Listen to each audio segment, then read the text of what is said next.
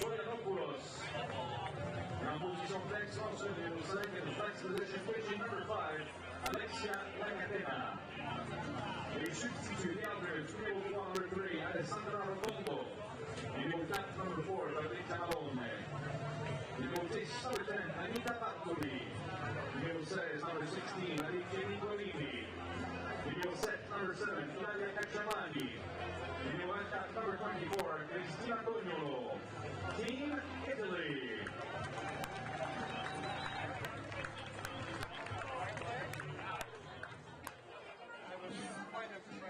Les arbitres vont match umpires for this game. On Mauer at home plate, Mike Sanchuk. Au premier but, at first base, Nicolas Bergier. Au deuxième but, at second base, Casey Coleman.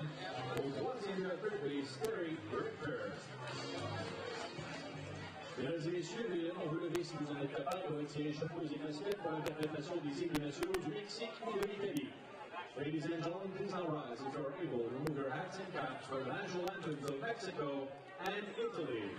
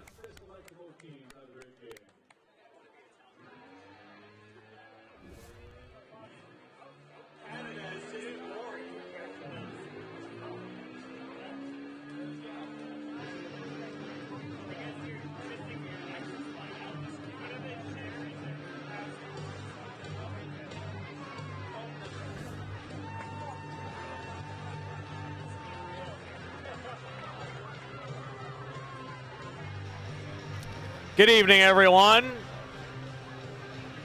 The final game of the round robin is upon us tonight, and still plenty of importance on the line in it. It is 3-3 Italy against 2-4 Team Mexico.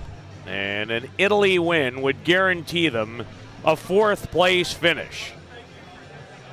And with the top 4 finish in this 8-team tournament comes an extra opportunity in the playoffs. Team Italy is the home team, and they will send 21-year-old Stanhope, New Jersey product, Alexia Lacatina, to the pitcher's circle tonight.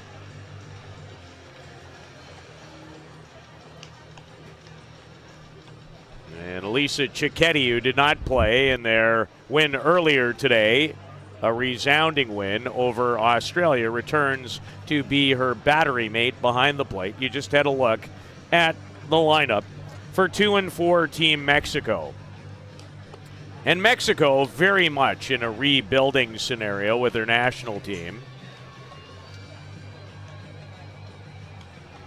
They lost a heartbreaking bronze medal game to Canada in the 2021 Olympics, and then had a massive graduation from all the key areas. So now Nancy Prieto from Monterrey, Mexico, looking to build things back up. In fact, they're not even in one of 3 6-team World Cup qualifiers this year.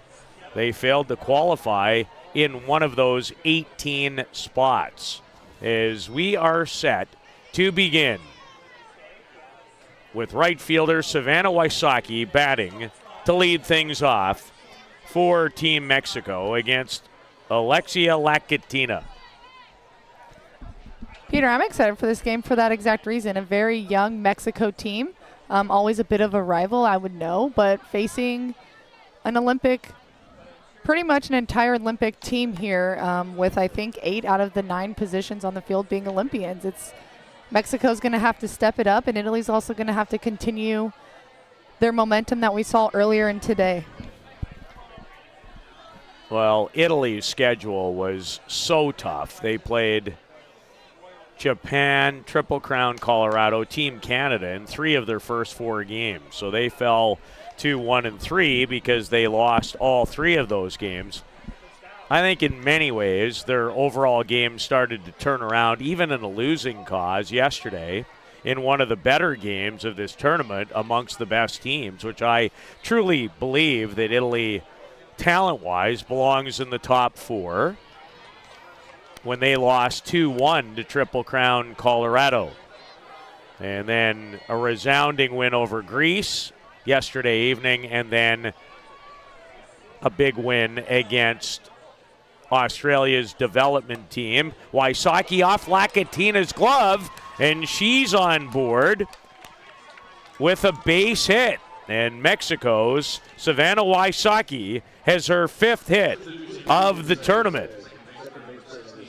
That ball's left a little bit in the middle, but Alexia, the pitcher, being a good fielder, that ball's just off to the side with the way her body is positioned. And it looks like maybe Melanie got stepped on, or, again, can never really catch a break with Melanie Sheldon at shortstop, but I think it's nothing too bad, just needs a little break.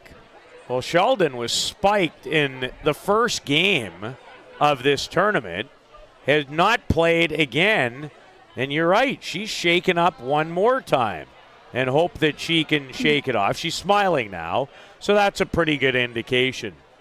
It was great to see her come back. As a few jumps over there at shortstop, replacing my partner this week, Amanda Fama, who's in the booth, and it's been great to have her here. As we have brought you many of these, I think we have had the opportunity to call all but one of Team Italy's games. Their game against Greece was played on the other diamond.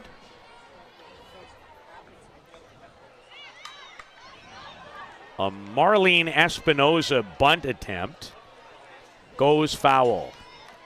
Lakatina just completed her junior season at the University of Kentucky in Lexington. Went 11-7 this year. 3.72 earned run average, pitched 94 innings. And Espinoza drills that ball into right field. And a good beginning for Team Mexico. Yeah, it looks like that might have been a drop curve, one of Alexia's best pitches, maybe missing. And Mexico and Espinoza does a great job driving it into right field, again getting first and second leadoff batters on base, and this is crucial for them to kind of play smart here. Well, and here is one tough out. Jillian Solis did not play in their 6th round robin game. She got the day off, or the night off last night, but she is an impressive 9 for 16, and she continues her great tournament. Jillian Solis, an early 3-run home run for Mexico. And Solis continues to produce.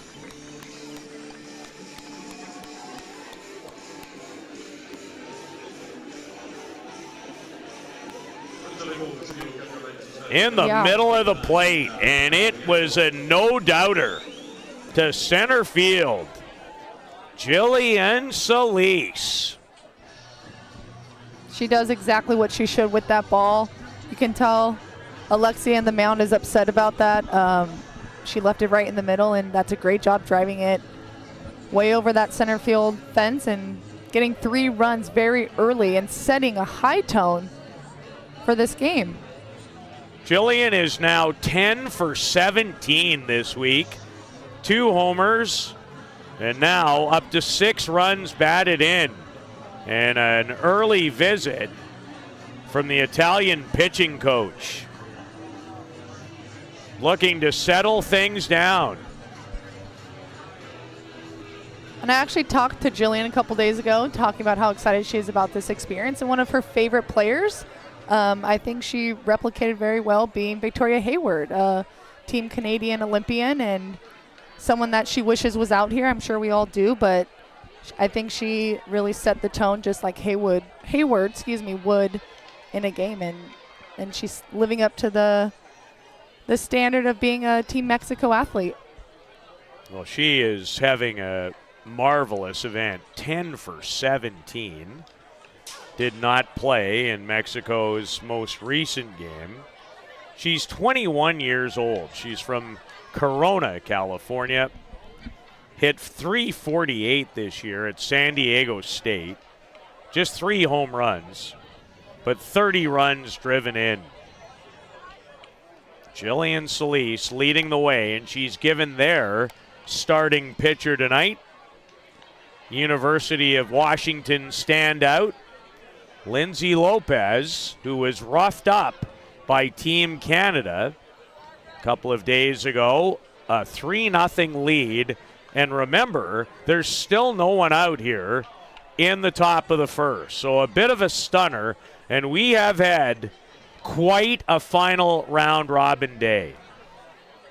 And it really started with the wild affair between Triple Crown Colorado, who dodged a bullet against Team Greece.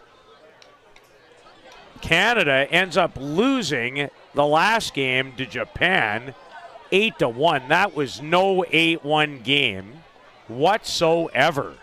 Canada was out-hitting Japan 7-5 until the bottom of the 6th when Kaylee Rafter replaced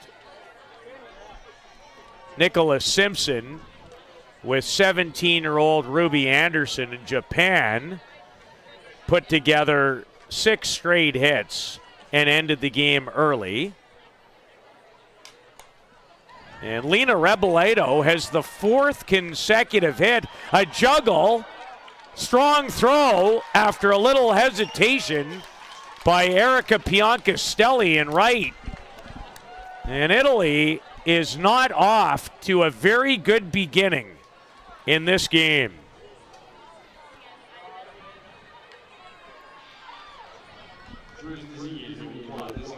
And that's going to be scored, a single and an error to the right fielder, Piancastelli. And still no one out. And there is already activity for Italy. That's the thing, playing behind Alexia for 2 years and being able to go to the Olympics with her. She has incredible nights. She's still a young athlete. Again, one of those girls in college. And can use a little bit more experience. When she's on fire. We've seen her leave a ball in the middle a few times here, and with this Mexico offense, they're going to clutch up on that. But she's a player that also gets better as the game goes on, and so if they keep her in, she's definitely not going to make those same mistakes in the first inning. But again, now it's one out and a runner on third. They've gotten out, but a fourth run potentially coming in. Yanina Trevino trying to add to the Mexico advantage. And Lacatina trying to bring her best after a rough start to this game. 4 consecutive hits, including a ball she left in the middle of the plate for Jillian Solis, who almost drove it right out of the park, literally. It was hammered to center. A 3-run shot. Lena Reboledo followed with a single. There was an error, and then the bunt and an important strikeout for Alexia Lacatina. And a good one. She struggled, like I said. She goes down, gets a good drop ball in there, has the hitter swing, and then switches the eyesight, has the ball go up. Good strikeout. Let's see if she can get some rhythm going here with 2 outs. Estrada rips it up the middle, and it's 4-0 Mexico. Is that going to be it? It most certainly could be. Young Kiana Estrada. Powerful stroke. And that's going to do it for Alexia Lacatina. And here comes Ilaria Cacciamani, who we saw late in the game against Team Australia, the 29-year-old veteran Cacciamani. As Mexico has brought their hitting shoes and bats to the park in this round-robin finale. And the run difference matters. It does, and that's a huge part here. And so I don't see Team Mexico letting up at all, because that's a great point that you bring up, Peter, with this 3-way tie, correct? If there's a potential 3-way tie. Well, Team Israel is 3-4. They're finished. Mexico with the win, and they're off to a great start.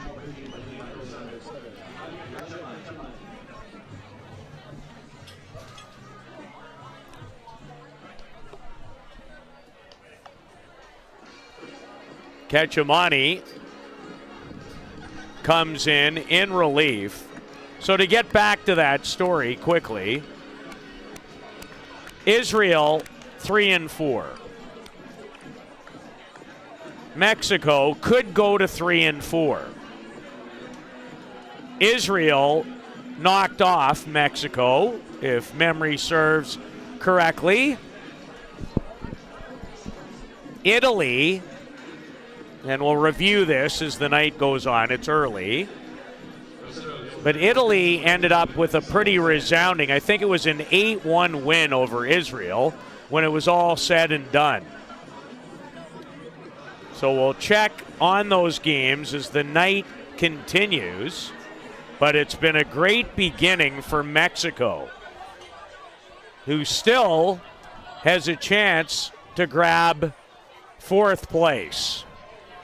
But in between innings, I'll take a further look, and we'll try to get some clarification on the exact 3-way tie-breaking criteria.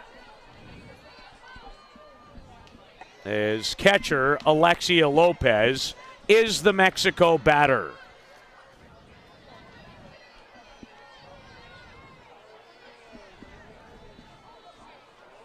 Estrada, after a run batted in, had a big jump over at first, and a swing and a miss by Lopez, who entered the game 3 for 11 in the tournament with a double and has yet to drive in a run. The starting catcher for Team Mexico. Kiana Estrada, a rocket to center, has her first run batted in and her fourth hit. Sky high for Sheldon, and she drops it.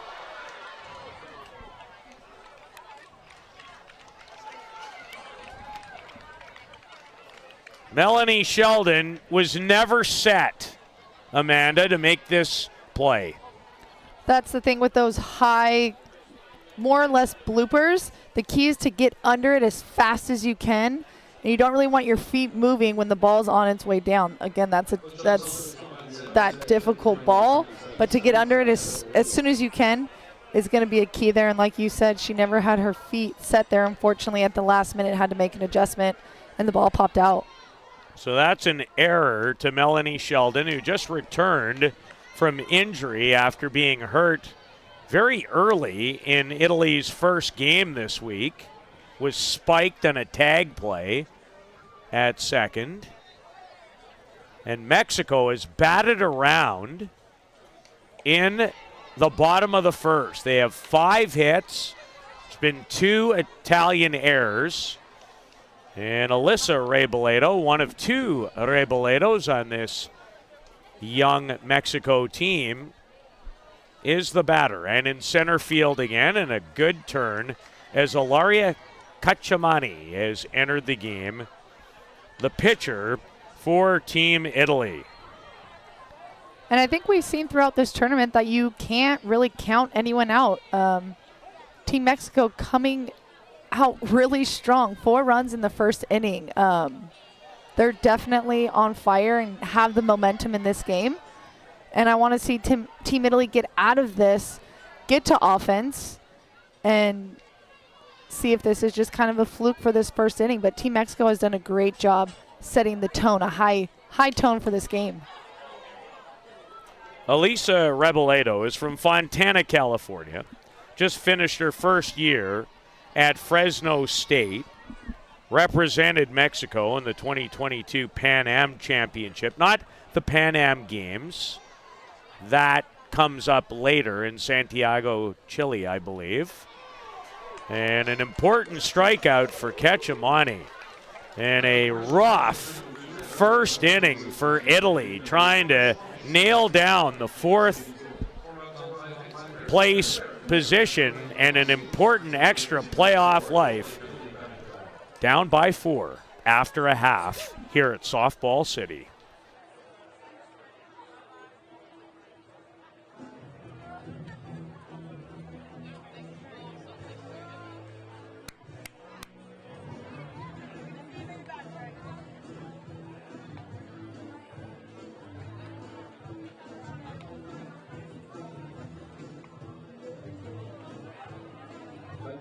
Pour l'équipe du Mexique, defensive battery for Team Mexico. Receveur numéro 15, catcher number 15, Alexa Lopez. Lanceur numéro 18, pitcher number 18, Lindsay Lopez.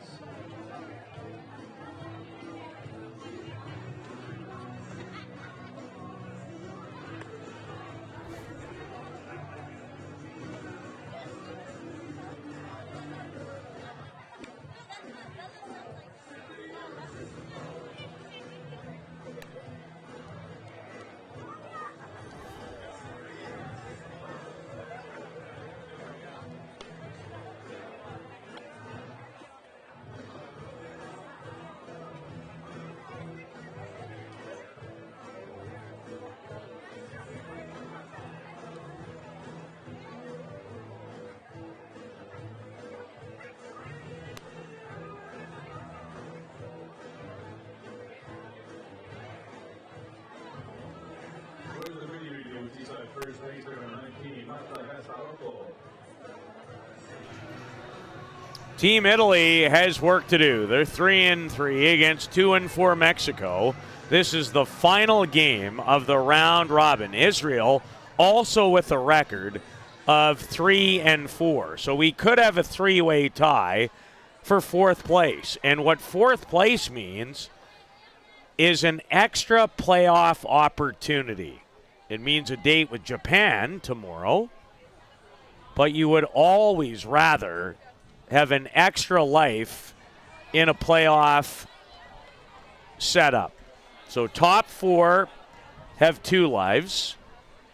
Finishers 5 through 8 are in single elimination, is the top of the bracket, if you will square off. And then 5 through 8 will play off.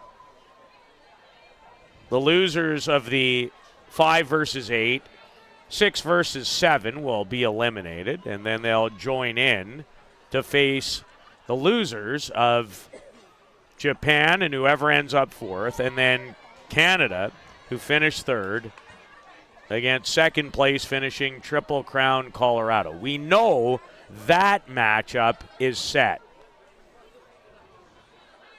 We don't know anything else. This game's going to decide that. And those are always fun games as a player. You know that. You know the stats. You know what each game means. And again, like you said, being in the top 4 is crucial. So Marta getting on with a walk is big. A lot of the times when you get that leadoff runner on, you're able to score them. And Vina here hopefully can clutch up and kind of get a rally going is what I'm hoping for on the offensive side. Well, 5 hits, 2 Italy errors, and 4 runs is what Mexico is given. I would suggest their top pitcher, who is University of Washington standout, Lindsay Lopez. Lindsay has pitched 7 2/3. She was excellent against Team Israel and had a rough go in 1 2/3 against Canada, where she gave up 4 runs on 5 hits. Diving knockdown over at third by Yanina Trevino, but exactly what Italy was hoping for is Laura Vina with her first hit of the night.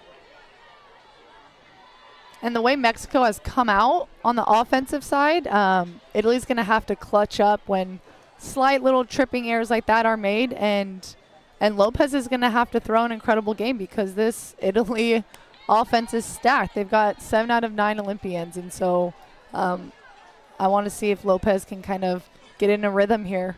Well, and here's a woman who can change this game in a heartbeat. Erica Piancastelli, and she is heating up at the right time. Hit a 3-run homer earlier today against Australia. Piancastelli played collegiately at McNeese State. Big part of the Athletes Unlimited program the last couple of years. And she has 3 home runs and 9 runs batted in. And comes up against Lindsay Lopez, who walked Marta Gasparotto, the 26-year-old. And then Vina able to make her way on with a hit. And with Erica, too, she's got that leg kick that is kind of unusual. Kiana Estrada had an opportunity to make the play. It was not an easy one for the 19-year-old. And this is a player you don't want to give extra chances to. Exactly. Like I was saying, with Erica's leg kick, it's a habit, of course, but it's timing. And when Erica does well with that left foot and that leg kick timing, she does really well. Looked like a screwball outside that she watched, but again, she's not going to be letting that happen again. So she's got one look at Lopez. And we'll see Erica do something big in this game, I'm sure. Well, the other player who has had some big blasts, and she had an excellent game against Australia with her third home run and a run-scoring double. There's one off the bat of San Diego State star Mackenzie Barbara. And Lopez, who would have faced Mackenzie Barbara, I'm guessing, during the course of the season,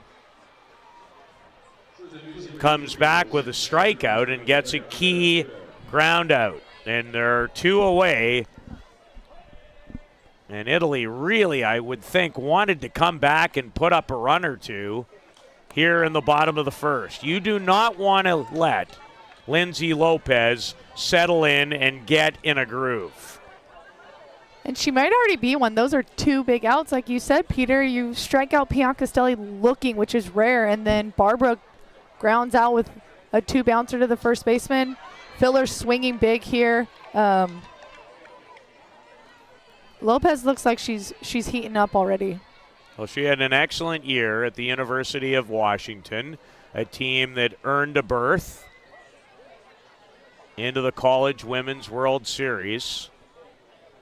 Had one of the most incredible comebacks I've ever seen, and Filler is going to drive into a bloop base hit by 30-year-old veteran Andrea Filler. And a critical hit for Team Italy.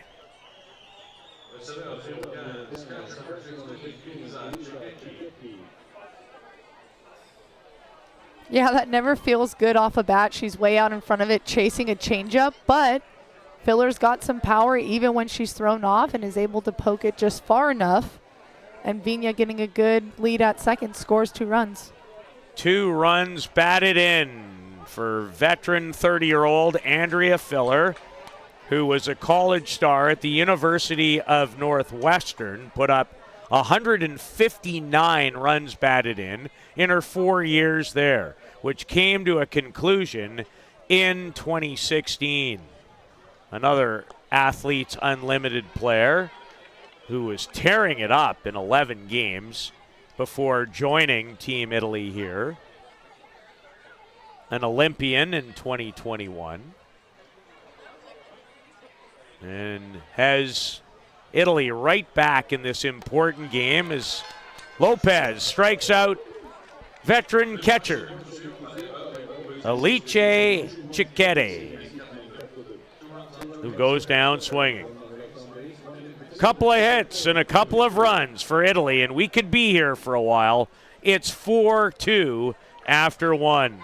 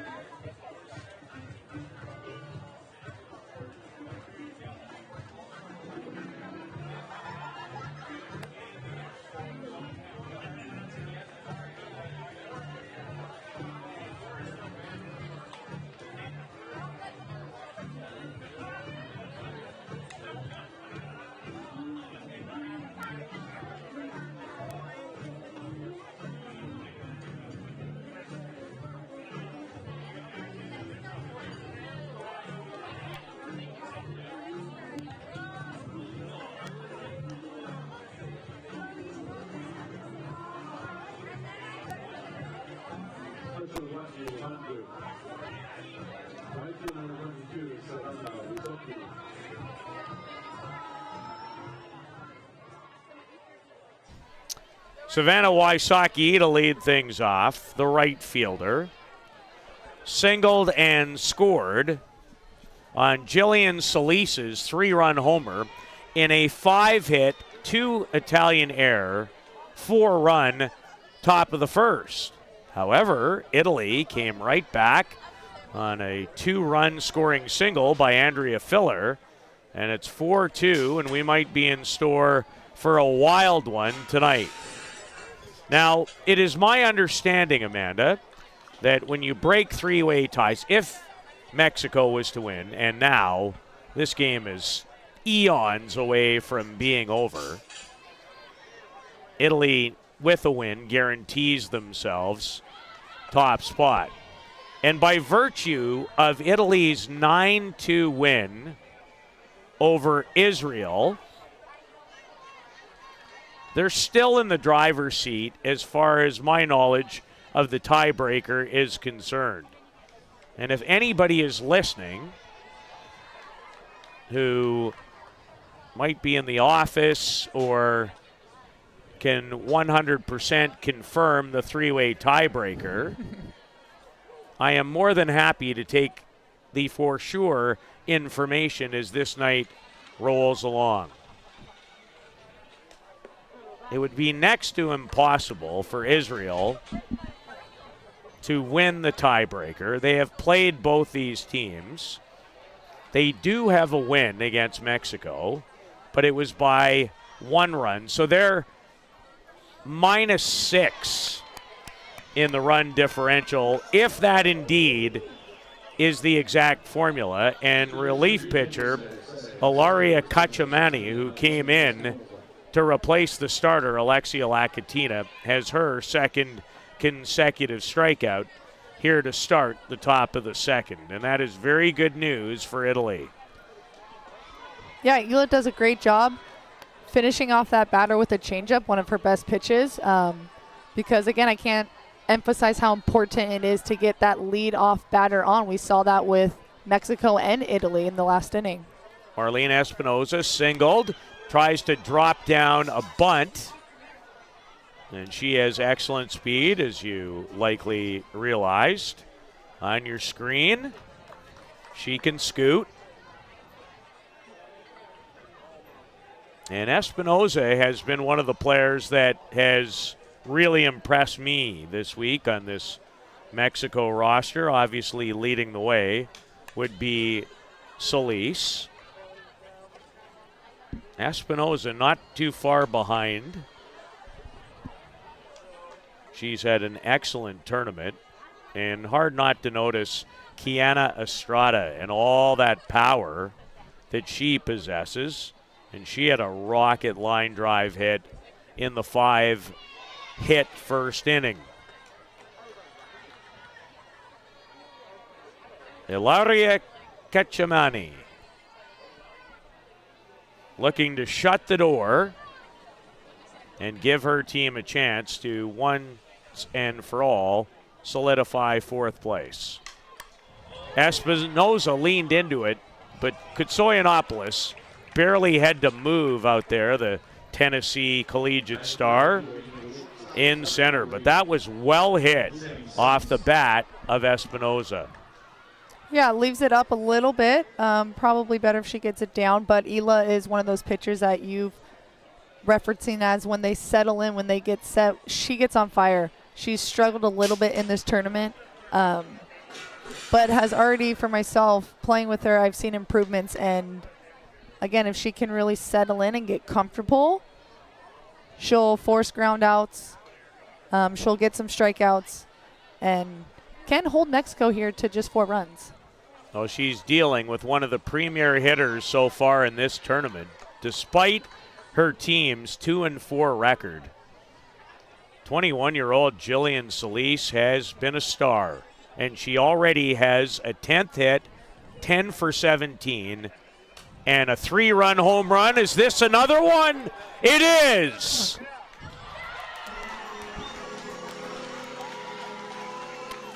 Two for 2. 2 home runs for Jillian Solis. That bat requires a coolant.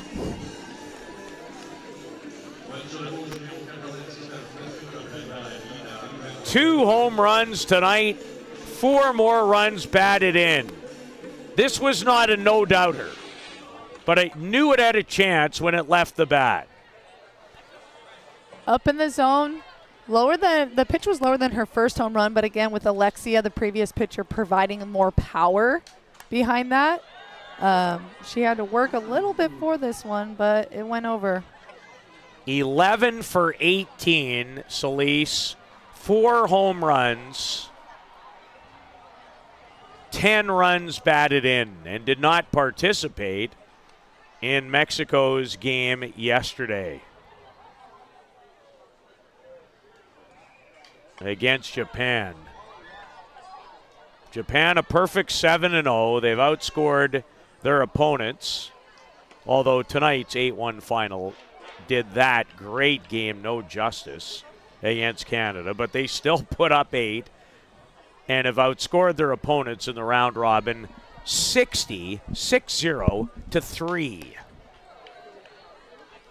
6D to 3. 60-3 is Yanina Trevino, bats for Mexico.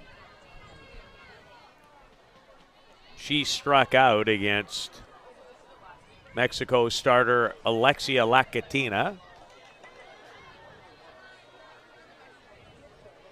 She was the last batter. And the second out for Lacatina, who only finished with 2/3 of an inning before giving way to Ilaria Cachamani. And we have a wild one going tonight in our final round robin game. This might be 10-9 tonight. It has the makings of it. It does. Lena Reboledo vying for her second hit, and Kutsoyanopoulos comes on to end the inning. But not before Jillian Solis goes deep to center for a second straight time tonight. And her 2 home runs and 4 runs batted in have Mexico in front of Italy 5-2 going to the bottom of the second.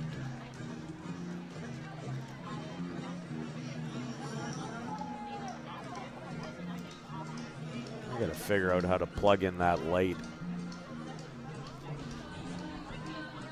I can take my thing out at this point. I'll make it through the night.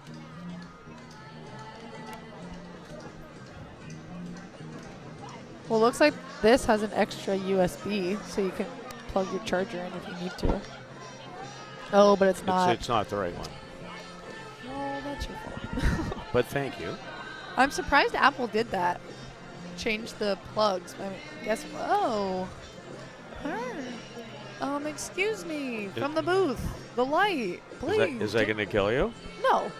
But I mean, they're complaining about the reflection of the cars. Who knows if the light is going to. Really? I don't know. I'm just I'm kidding. I want to see that. And I want somebody to come to me with it.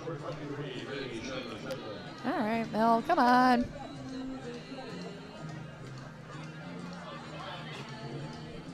Jillian Solis, 2 home runs already in Mexico with 6 hits and a 5-2 lead. But the way Italy can swing it, this has high scoring written all over it. But Lindsay Lopez, when she's at her best, is more than capable of giving Mexico the type of outing to hold this lead. She's from Santan Valley, Arizona. 13-4 this year at the University of Washington. A 3.12 earned run average. She was not the ace, but she was their number 2 pitcher. Struck out 93 this year and walked 25. Pitched 8 1/3 at the College World Series for Washington. Melanie Sheldon, the batter for Italy. Returned to the lineup today against Australia. Hit it hard. Solis. Another hop on that field. We've talked about that almost in every game. The ground is providing a couple bad hops. She's able to hang on to it, though, and get an out. Solis has a very strong arm, and she just displayed it. Ball rolled right up her arm, handled it like there was no trouble, and then zip across the diamond to get Sheldon. Captain of Italy is third base player Giulia Longhi.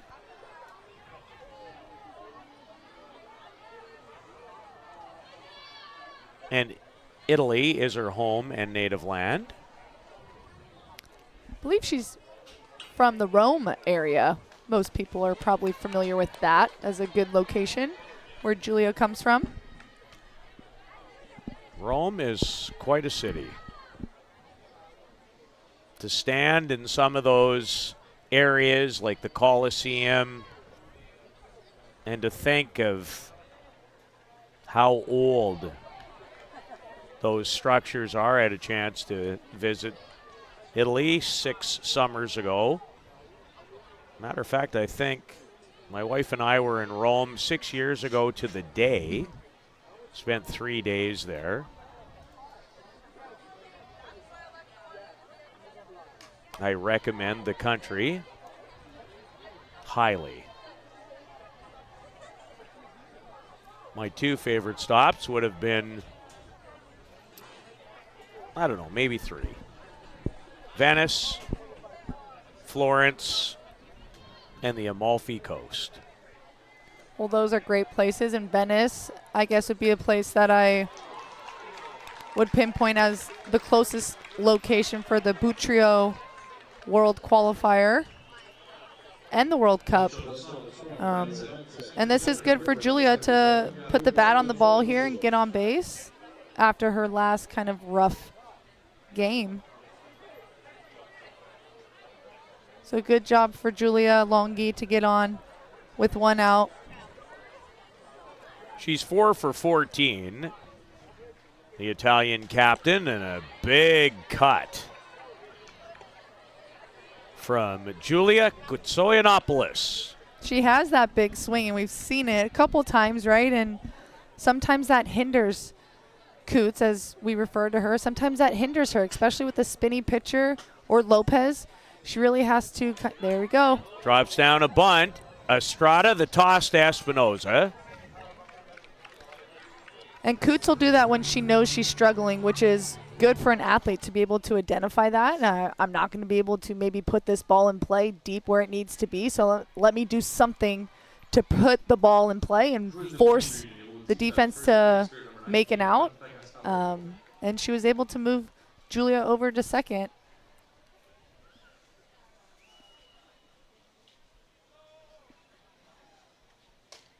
Marta Gasparotto.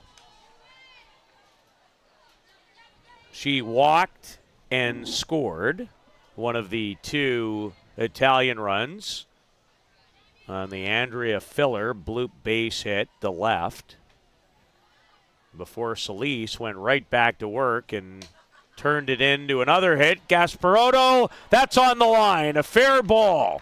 And Marta Gasparotto has a single and a run batted in, and let the runs continue in the final round robin game. It's 5-3. Yeah, she's able to put this ball in a difficult position, which is hard for the Mexico defense. But I know Marta's been working on waiting on the ball and taking it to the right side, so that produced a run, and that's all that matters. Marta Gasparotto now 7 for 21. That's her 5th run batted in. She has 3 doubles in the tournament. And I mentioned a short time ago we could be here for a while, as Vigna 1 for 1 in the game. She scored on that bloop base hit. Has not had a lot of appearances. She's now 4 for 11 with a home run and 3 runs batted in. And in just watching international competitions, Laura Vigna seems to be clutch, but she takes strike 3 here. So an RBI single from Gasparotto. And it's 5-3 Mexico after 2 in the final game of the round robin at the Canada Cup.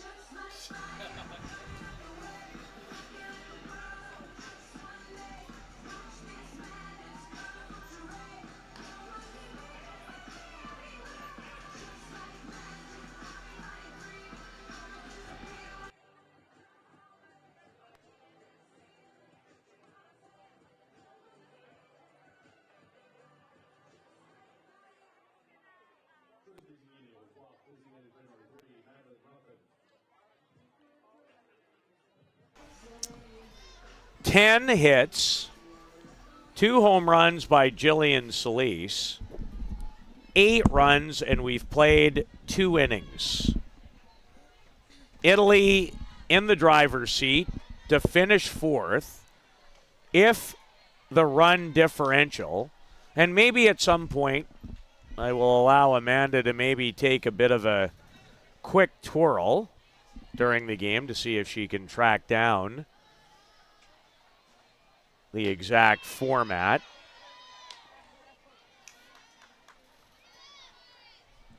We'll certainly try and reach out.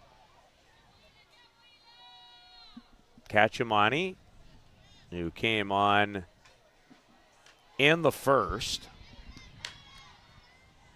as the starter, Alexia Lakatina, was roughed up, only recorded 2 outs.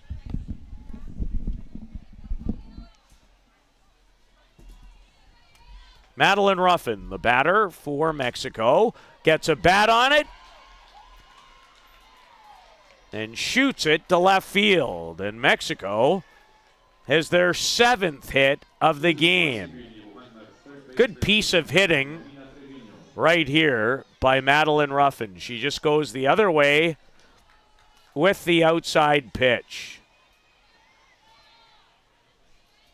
And brings to the plate with no one out, Yanina Trevino. She'll square, but popped it foul. Trevino in this tournament, this is the final round robin game period, and so certainly for both these two teams,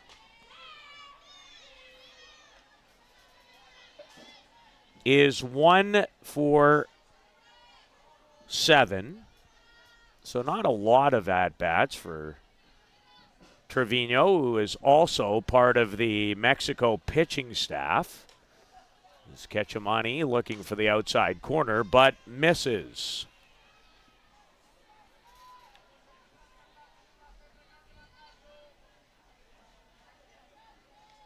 Five runs, 7 hits, Mexico. 3 runs, 4 hits, good changeup. They'll check. And the first base umpire says no on the changeup from Ilaria Cacciamani.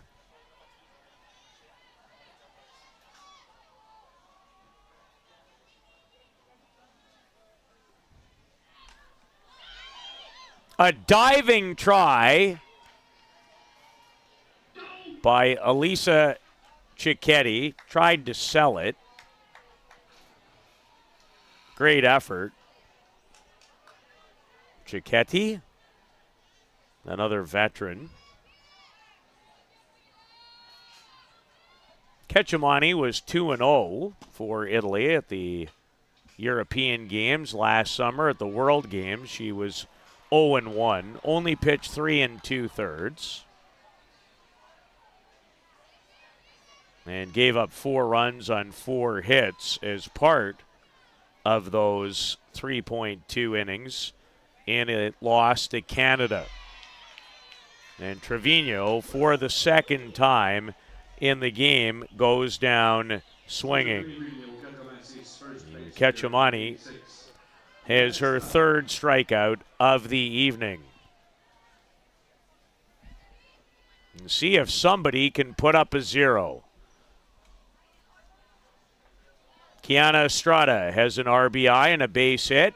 Squares to bunt. And takes strike 1 from Ketchamani.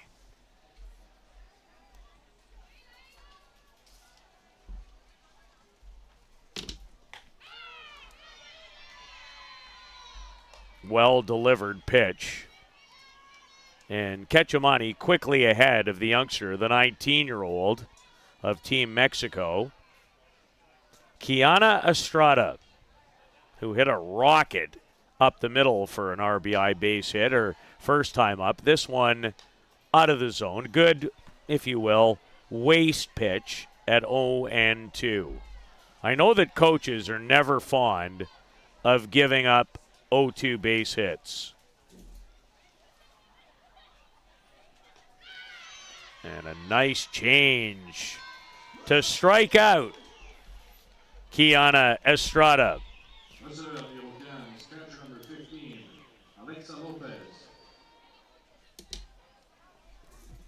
And we have some interesting information on the tiebreaker. It's not runs for and against. It's just runs against in the games involving the teams.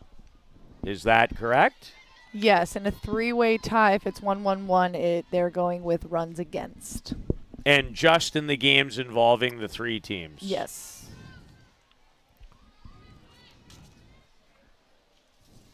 Well, that puts things in some different perspective, in part. And a lot of the times we see in games, teams run up the score, and we don't understand why. We question it, and we say, oh, they're not playing right. But there is this type of strategy behind it, because in the end, if there's that 3-way tie, it's runs against, and so it's important to score as many runs. Well, Israel, virtually, I think, out of commission, they gave up 10. They beat Mexico 2-1 as Ketchamani with an excellent inning. 3 consecutive strikeouts after the leadoff base hit to Madeline Ruffin. So we'll continue to tell that story. Italy trailing 5-3. They could end any conversation about run differential with a win. When we return to Softball City.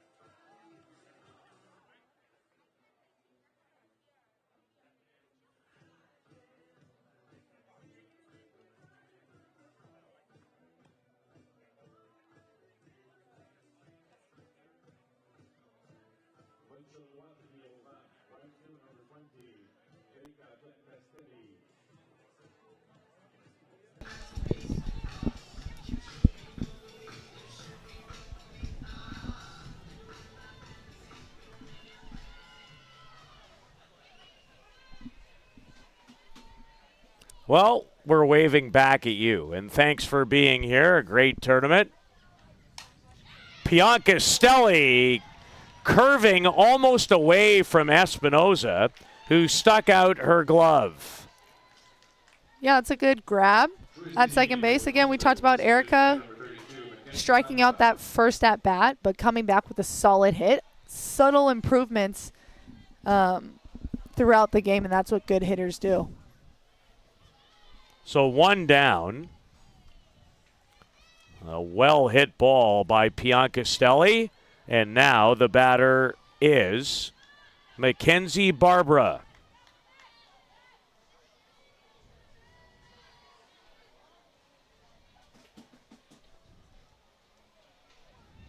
And Lopez has to make sure to keep this out of a home run area for Barbara, which is tough because she can put any type of ball over the fence at any given time. She most certainly can. 3 home runs. One of the home runs of the tournament over the right field tent, and still on its way up. She's got a very smooth swing, too, and that's what I like when I watch Mac, whether it was being her teammate for a year or up here. It's a smooth swing, and she can get her barrel down for those low pitches, or you leave that ball up, it's going way over that fence. 5-3, final game of the round robin. And still standings decisions to be made. The one matchup that we are certain of at this point is that Canada will play Triple Crown Colorado. Triple Crown Colorado, 6-1. Canada finished 5-2. Is, oh my goodness, thank goodness that missed Andrea Filler, who's walking back towards like the dugout, like, get me out of here.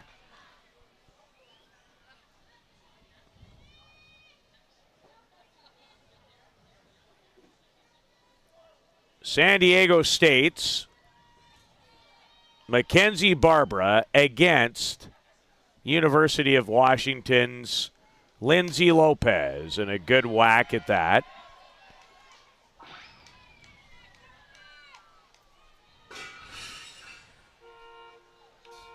They do have some awesome sound effects here.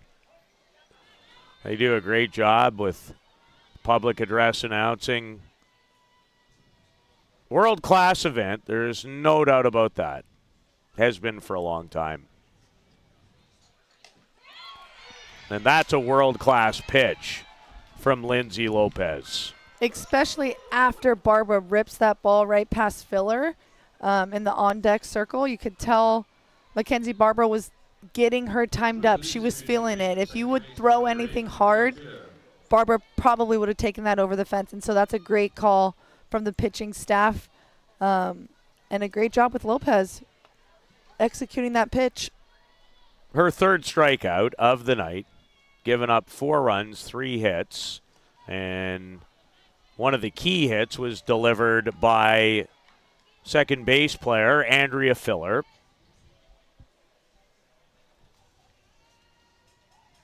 She delivered a 2-run bloop single into left.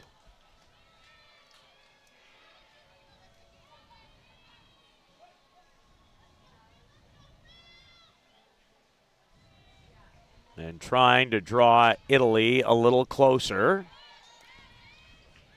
In the event that Mexico hangs on and wins this game, thank Amanda for scouting out the tie-breaking format. The most important number is runs against.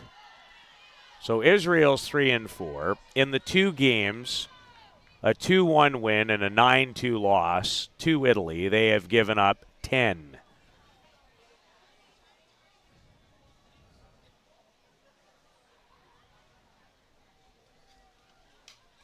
So I think it's definitely going to come down to how these last few innings wind up. Greece finished in 8th place at 0-7, but was involved in one of the most dramatic, controversial, interesting games we've had here all week earlier today.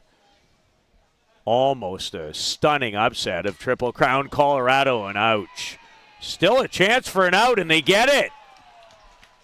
Off the thigh of Lindsay Lopez, and a great reaction by Yanina Trevino to stay with it as Lopez gets a big hug.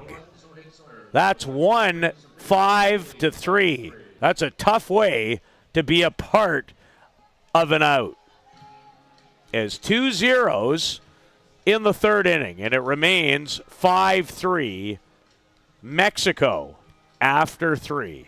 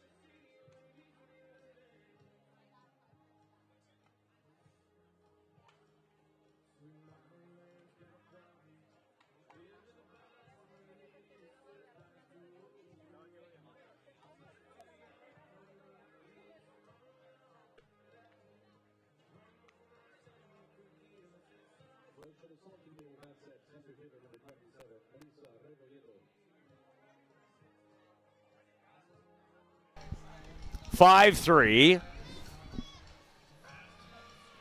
And thank you to some people in Japan watching, sending me some tweets with a thumbs up to remind me that Japan first base coach is Yu Yamamoto. Knew she was a gold medalist. Third base coach, Eri Yamada. Yes, she is a legend, no question. Remember watching her. Pretty sure that she wore the number 3 during her career. We've seen that a few times as well. We see it here with Mexico with the first base coach. Adriana Perez is a former Team Mexico player. Yamamoto we see with Japan.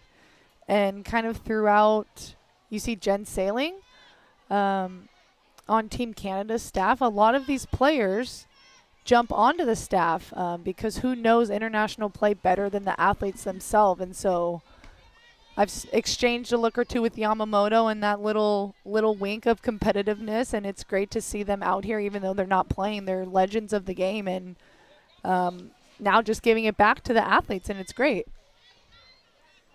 Well, it's interesting at times watching Japan, even in their bullpen tonight.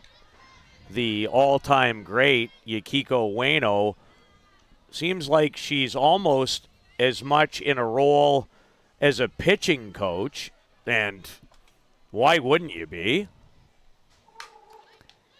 She's only pitched a couple innings here. This is tough play for Filler, and she's not going to be able to complete it, as Elisa Rebolledo is on base with, I would think that would be scored an infield single. And it is for the youngster, Rebolledo. Yeah, that ball just doesn't have enough speed off the bat to really make a play and makes it frustrating. Wysocki, a big jump. She's caught, potentially. Nice dive back on the snap throw from Cicchetti. Filler covering. That's the play. You sneak in and around behind. The first base and third base players coming in on a potential sack. Rafais, Longy, smooth.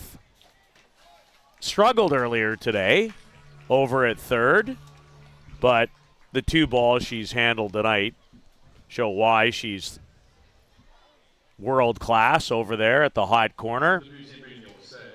And again, she plays so far in. She knows the game. She knows when athletes should be bunting. She reads the hands well of batters, and she's able to get in front of Ela, the pitcher, and take that ball away, because a lot of the times you don't want that pitcher fielding the ball. And so Julia does a great job cutting that ball off and getting an out at one. Espinoza singled and scored, and then hit a ball with authority, but right at Katsoyanopoulos, the Italian center fielder, in her 2 at-bats tonight. Runner in scoring position in Elisa Reboledo from Fontana, California.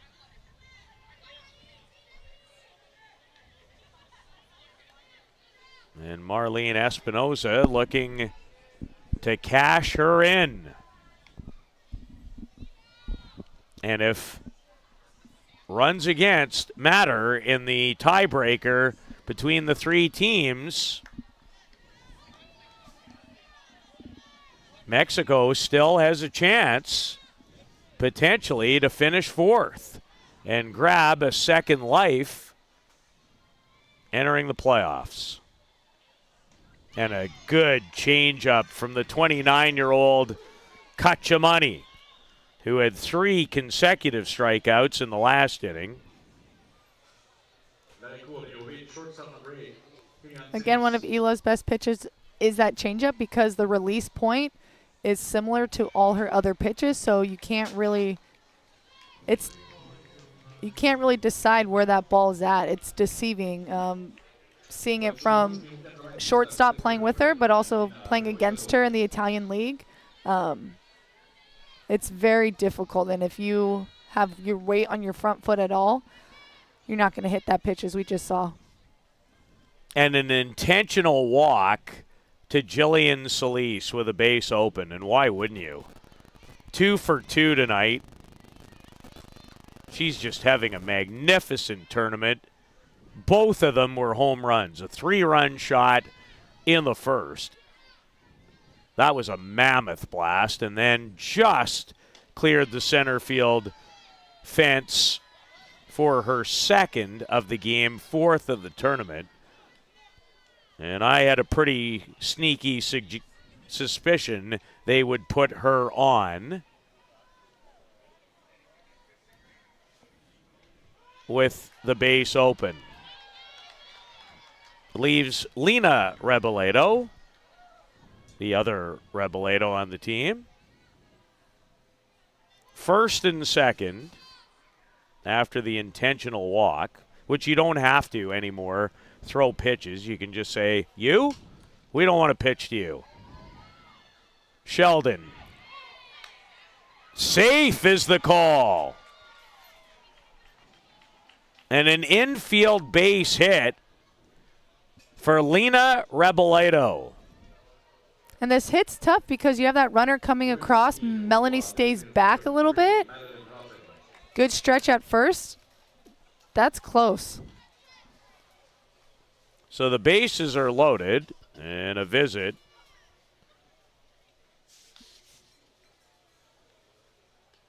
to the circle. Is that Federico, the head coach of Team Italy, trying to settle down his troops? He understands clearly what the situation is. And his team in control in terms of they control their own destiny at 3-3, and a win would guarantee them the 4th and final spot as far as the round robin for teams that would have 2 playoff lives and a chance to play Japan in the winner's bracket games starting tomorrow morning at 10:30. Madeline Ruffin had a good rip at that pitch. So an infield single for Lena Reboledo, who's 2 for 3 in the game, the left fielder. And here is an awfully big at-bat for Madeline Ruffin, who's 1 for 2 in the game. I wonder if we'll see the change with those 2 big swings. She's seen the ball well. Good idea going out. Snap throw down to third, but back in plenty of time was Elisa Reboledo.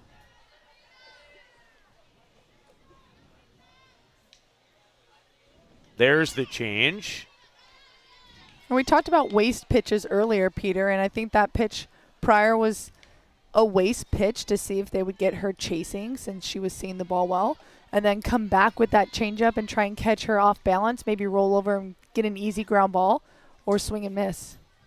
The high rise, and it's a good one from Ilaria Ketchamani, who looks at Cicchetti and says, "You just made the right call." And Ketchamani delivered a good pitch. It remains 5-3 going to the bottom of the 4th in the final round-robin game of softball's Canada Cup.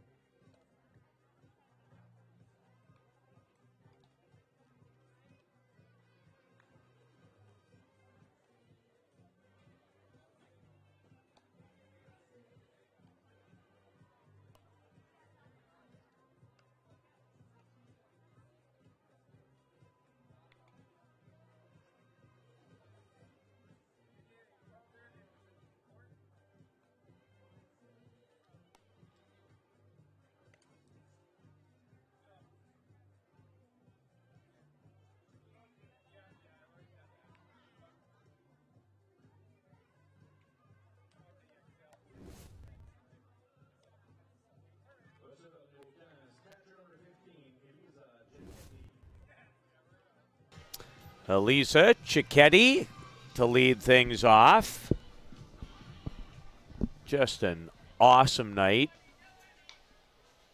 Tremendous sellout type crowd again. The response from this community continues to be great for this fabulous tournament that has such a long-standing tradition. And the best is yet to come. It's playoff time starting tomorrow for the 8 teams in the Women's International Division.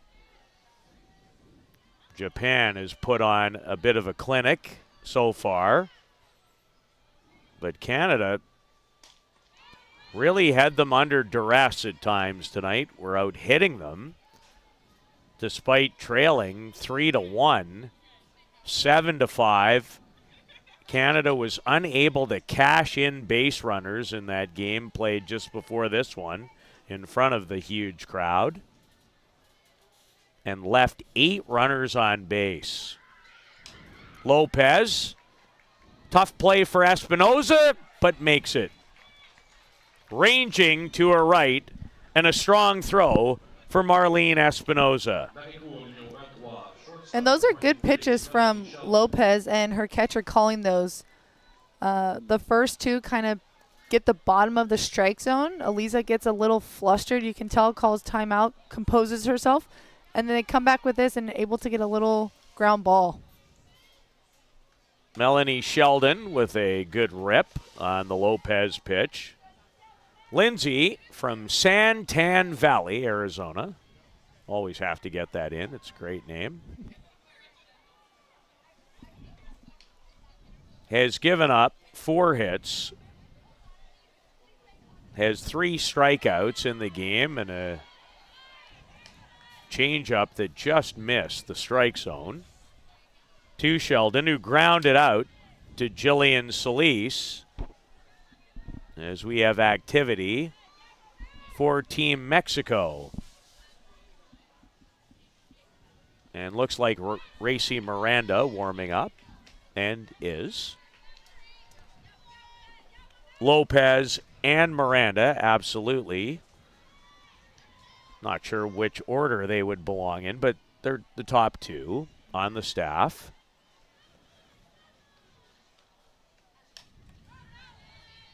There's Melanie Sheldon with a good cut. Now, you can help me with this one. In my research, I saw Milan. Is that where she resides, or is that where she's from? Melanie Sheldon? Yes. Milan, yeah. Up. Most of these girls are up in the northern area of Italy. More that Saronno. She plays for Corono. So, yeah, up in that Milan area. Well, the reason I asked the question is when your name is Melanie Sheldon, with so many American-born players with heritage, I wanted to clarify that situation. Which Melanie actually is a dual citizen with the United States. I believe one of her parents is a U.S. citizen, and I believe her father played some baseball as well. I could be getting that completely wrong, but she does have dual citizenship in her, but she is a native from Italy up in Milan. But yeah, the Melanie Sheldon kind of throws you off with all the other girls on the team with very Italian names. So Sheldon goes down and is the fourth strikeout of the game for Lopez. Since Cacciamani came in, and in the last couple innings, now the pitchers are doing a nice job. And Espinoza, she was playing almost on the grass, very deep, and able to run in and make the shoestring catch. Lots left on the line in this final round-robin game of the Canada Cup in beautiful Softball City.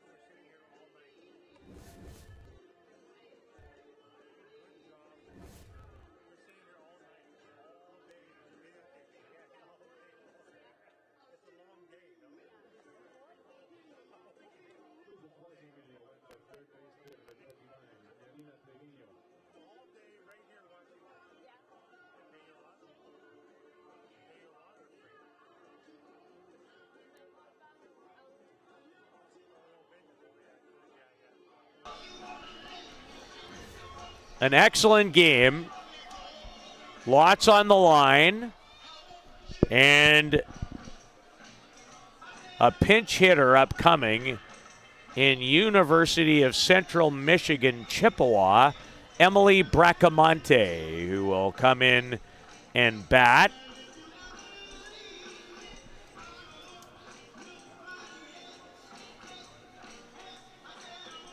For Yanina Trevino, and might stay in the game. She's played a lot of third. Trevino has a couple of strikeouts. Jorge Araujo coaching over at third. Nancy Prieto is the head coach of Team Mexico. And Cacciamani, who's really, after a tough start tonight for Alexia Lacatina, has come in and given her team an opportunity to come back in this game and win it. Bracamonte takes a strike. Emily is 1 for 9 in the Canada Cup.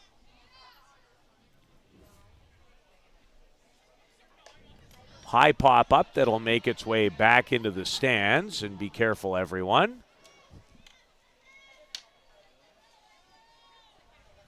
It's funny when you go from being a player and wanting to catch everything to being a spectator. You just want to get away from that ball. I don't even want to deal with it anymore. Those foul balls, I mean. Bracamonte, and that one got away a little bit from Ketchamani, but she was up in the count. So 2 balls and 2 strikes to Emily Bracamonte. Amanda, I have broken 2 bones in my life. As Bracamonte pops up, Melanie Sheldon underneath it. One was a broken collarbone in a hockey game as a player. I would assume that's common. It can be. The other, I was attending a senior men's softball game in Saskatoon. I was standing down the first baseline, and a foul ball was ripped in my direction and attempted right at the end to pull my hands away, caught my left wrist, and broke 2 bones. Wow. And thank goodness that didn't hit Alexia Lopez, as Kiana Estrada is a powerful hitter. Which is interesting because she had to pull that ball a lot to get that behind her and almost hit the on-deck batter, unlike Filler and Barbara earlier, which is common if you have a left-handed. If you have a hitter that's up to bat, you generally don't want to be on their chest-facing side. But to pull it behind you that far. That's hard to do. Ball and 2 strikes, 1 out to Kiana Estrada, as that pitch just missed. She's 19. She's from Chino Hills, California. Just finished her first year at the University of Arkansas, but wasn't used a lot, and that happens a lot in great programs for first-year players. Only had 6 at-bats, and Ketchamani with an excellent rise ball that strikes out Kiana Estrada, who's now 1 for 3 in the game. And Ketchamani is having a quality outing in relief. Yeah, Ilaria is doing very well. Again, we saw her earlier in the tournament struggle a bit, but she's definitely come in here and really held down since the 4 runs in the first inning. Well, I have her at 8 strikeouts now in the game. Good for her, and that's, again, one attempt. Longy in plenty of time. So Ilaria Ketchamani getting it done in the circle.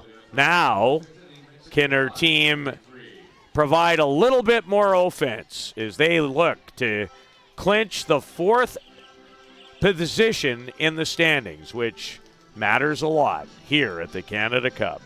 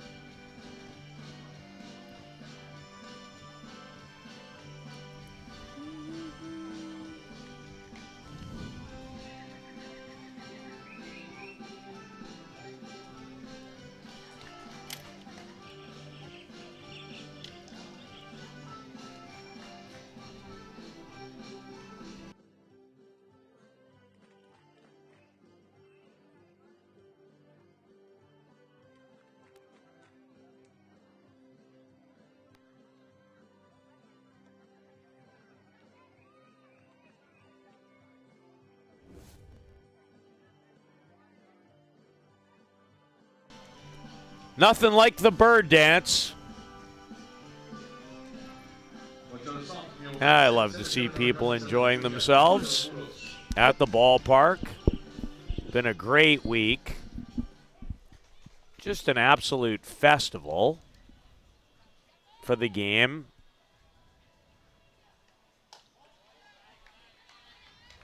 Not only the women's 8-team tournament, but 2 U19 Futures Gold, Futures Selects, and the same couple of showcase for U17. So it is a busy, busy time, and it's a great event. It's fun, though. There's athletes everywhere, like you said, every age, roaming around, watching Team Canada out here, filling the stands, and just a good environment to be in. It's really, again, something special with the amount of fields that you have so close together. Yeah, it's a spectacular facility. It really is. Just takes your breath away if you haven't been here. A strong throw by Bracamonte. And we had to wait a second or two. And Kutsoyanopoulos runs well. She does, and it takes her about 2 or 3 steps to get going. And that's about the time the ball gets to the player, and then you feel rush and you feel panicked, sometimes throw it away. Would have liked to see the third baseman charge it, but again, Coots kind of has surprising speed and creeps up on you, but good play there getting it out. Marta Gasparotto, been on base twice, singled her last time at bat.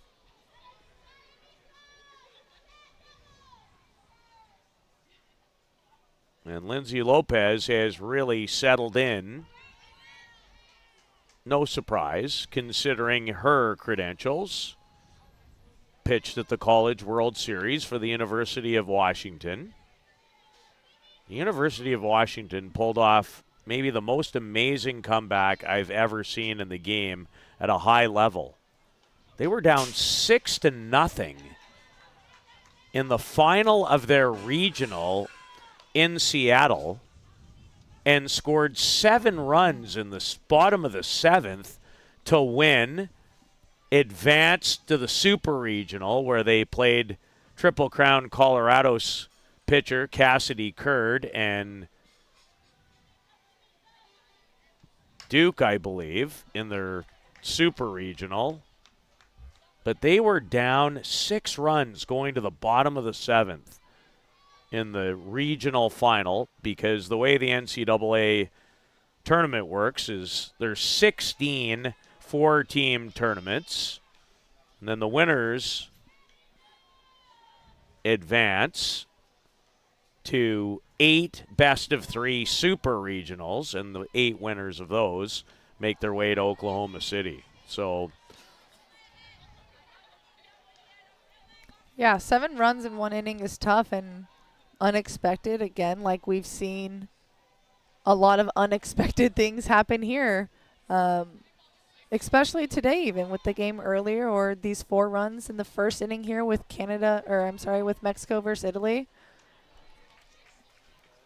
Solis with another strong throw from shortstop, and Gasparotto is out.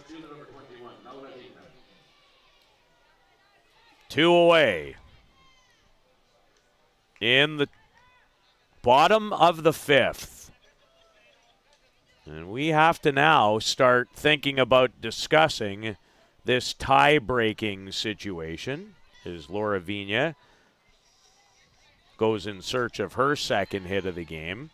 She scored a run on a 2-run single by Andrea Filler that cut the gap from 4-0 to 4-2 in a wild first. Both teams added another run each in the second, and then nothing but zeros as Vigna tried to hit that one all the way to Rome. Vigna does have a powerful, huge swing, but when she's able to shorten up and, again, just kind of barrel it up, hit it where it's pitched, she's successful, and she hasn't had that many at-bats to get in a groove. And I think we're kind of seeing that here. Lindsay Lopez. And Mexico leading 5-3. We'll talk about a potential three-way tie for fourth place, and who is in the best position with a 3-4 record to be playing tomorrow morning at 10:30. Back with that and more on the final night of the round robin at lovely Softball City.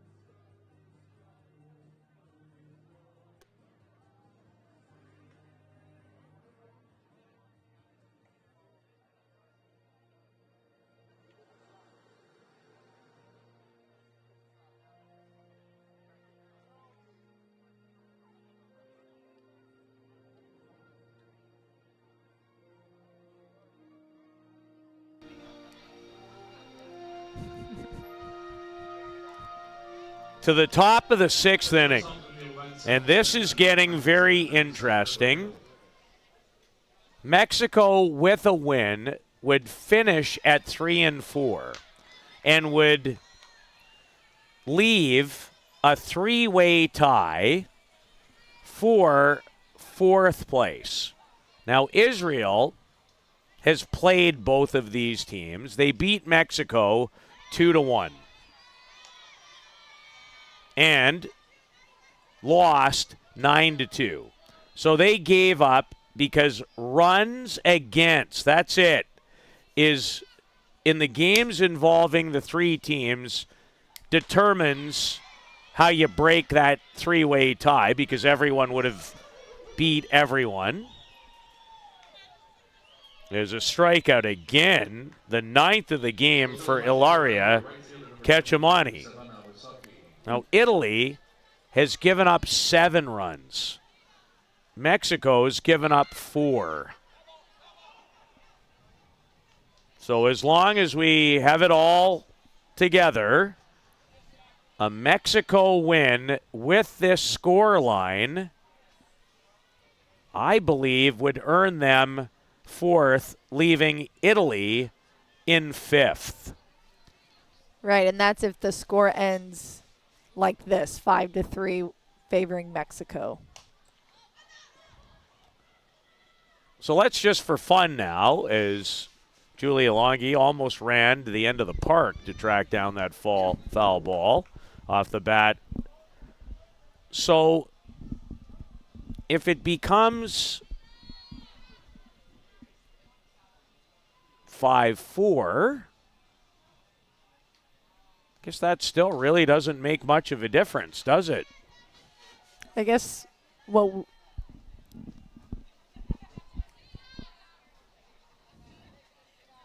so Italy really in a position right now, kind of in a scenario where they need to win. That's a good way to keep this score down. Keep going up like that, getting strikeouts. So in this grouping, if this score holds up, believe that Mexico would finish ahead of Italy and Israel. Israel has already completed their 2 games. They gave up 10. Italy has given up 7 so far.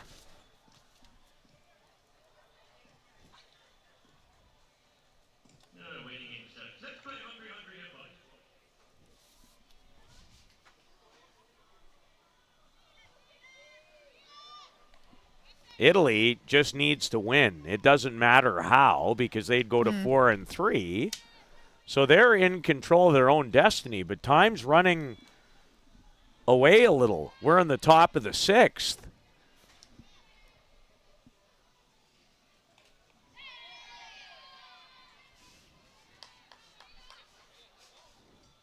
It's a great job with Ela catching them off balance. Again, going up and then having to see a changeup at the same release point is so tough to really distinguish where that ball's going to be. Good pitch on the hands of Espinoza, who has a hit, lined out to center, and then struck out. Ketchamani, by my count, has 10 strikeouts in the game. Alexia Lakatina started and gave up 4, and now she fields the position well to end the inning. Italy in need of runs if they're to win and finish 4th, because right now, not only is Mexico winning, they're in control of the tiebreaker too. To the bottom of the 6th on the final night, imagine the youngsters are on their phones at the Canada Cup.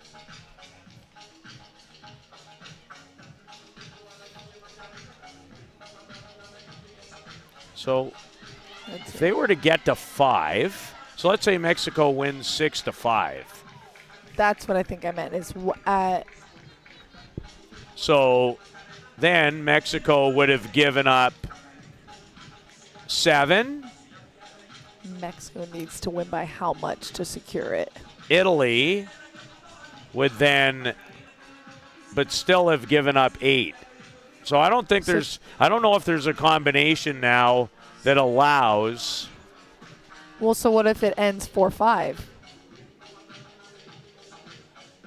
So if it ends up 5-4, then Mexico would have given up. Well, they wouldn't have given up. Well, they would have given up 1 more, which would have been what? 8? So that's 6. So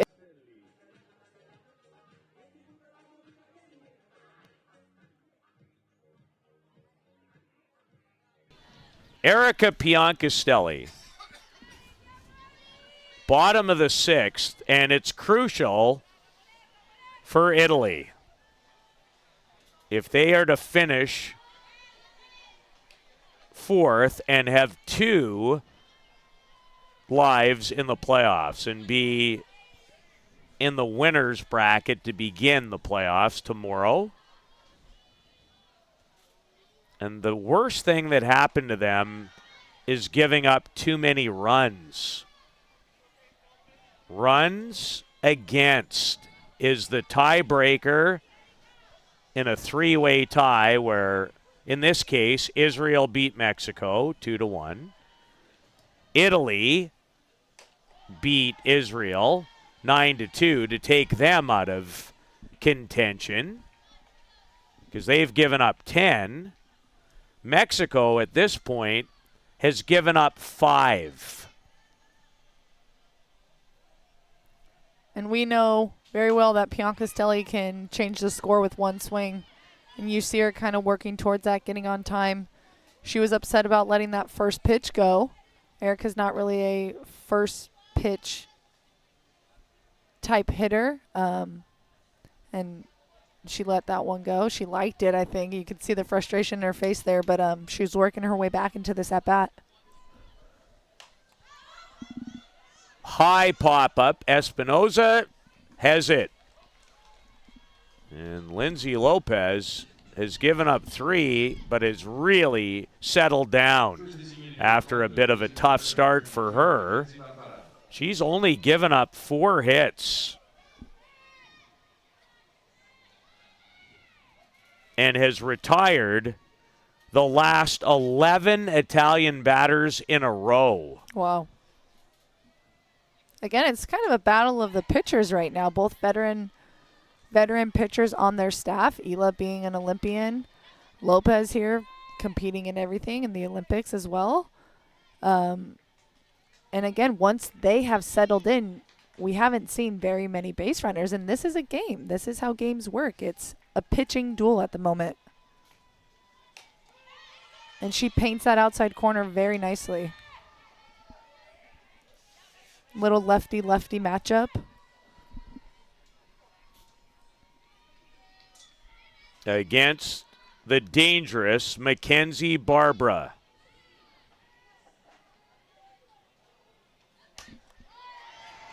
Did she get enough of it? No. Hung up there. Earlier in the day, that might have carried out, but the air gets heavier at night. And she just gets under this a little too much. You see the power that Barbara provides with how high that ball went. Just getting under it too much, again, just leaving her a few feet short of the fence. Well, this is very interesting. The whole day has been fascinating, to be honest. From the almost stunning comeback or upset attempt by Greece, and the protests, and Triple Crown Colorado being in real trouble,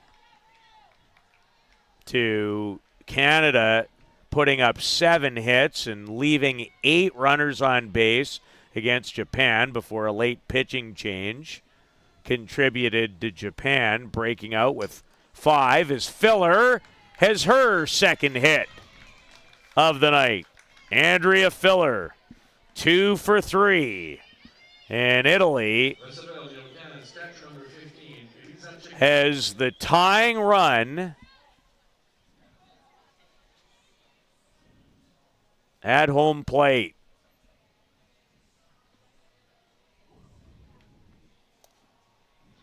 Now, when this game began, some quick math now that we've straightened things out a little bit.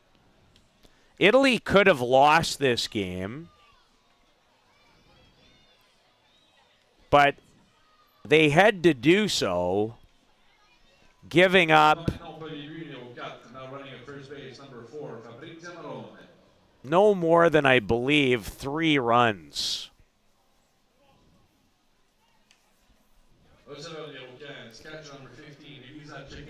But I'm going to wear my mind right out if I continue with this tie-breaking math lesson, because it is hard to call the game and try and work it all out. I just know this. It's runs against, and I don't think mathematically at this point Italy can win the tiebreaker without winning the game, and then there wouldn't be a tiebreaker.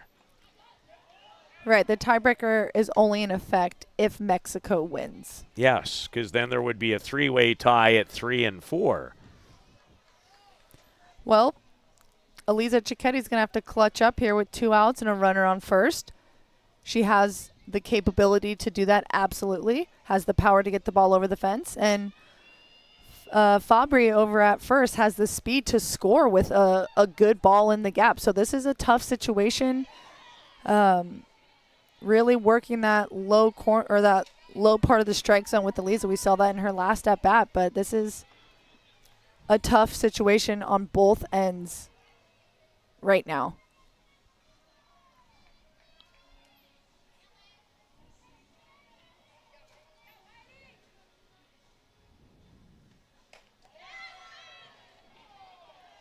The Lopez pitch just missed the outside corner to Elise Cicchetti,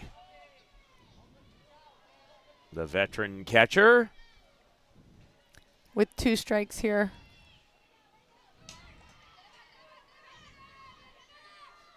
Espinoza. Mexico is 3 outs away from finishing 4th and playing Japan tomorrow morning. 1 important inning left when we return to Softball City in South Surrey, British Columbia.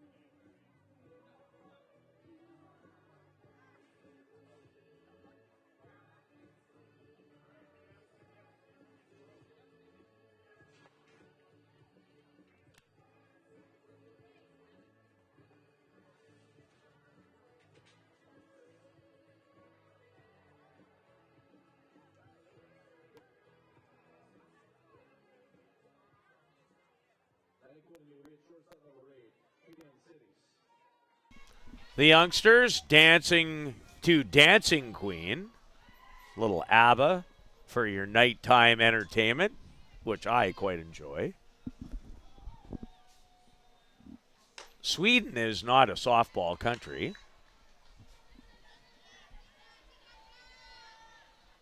So after racking my brain about the math all night, it was very simple. I was just too simple in making it more complicating. When we found out a couple of innings ago that a three-way tie would be determined by runs against in the games between the teams. Coming into this game, both teams had given up 2 runs in their games against Israel. Mexico lost 2-1. Italy won 9-2. But there was no advantage, as it turns out, for Italy to have a big win. So Italy was in a must-win scenario all night long here in order to guarantee themselves 4th place in the extra playoff life tomorrow, because the top 4 finishers have 2 cracks at it. If you finish 5 to 8, you're in a single elimination territory.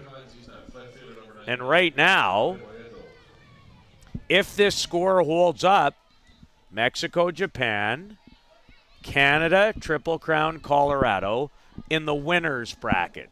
So that would make up the top 4. Lena Rebeledo's had an excellent night, lays down a sacrifice bunt. Good job. Sorry, good job getting that leadoff runner on. Again, we talk about how important it is to get that leadoff runner on. Ela had great pitches on the outside corner. Unfortunately, walked her. But this is kind of what happened in that first inning. Mexico kind of nitpicked. And you're talking about how important it is for Italy. This is a must-win scenario for them. Well, Jillian Solis has now been walked twice. So here's Jillian's night. The 21-year-old is at second. She had a 3-run home run in the first. It's the big blow of this game. Then she came back with a solo shot her next time up in the second. She was intentionally walked her next time to the plate, and I would suggest that even here, that was the old unintentional, intentional walk. Right, a batter that hot, you give them the chance to chase if they want it, but it's safe to put them on.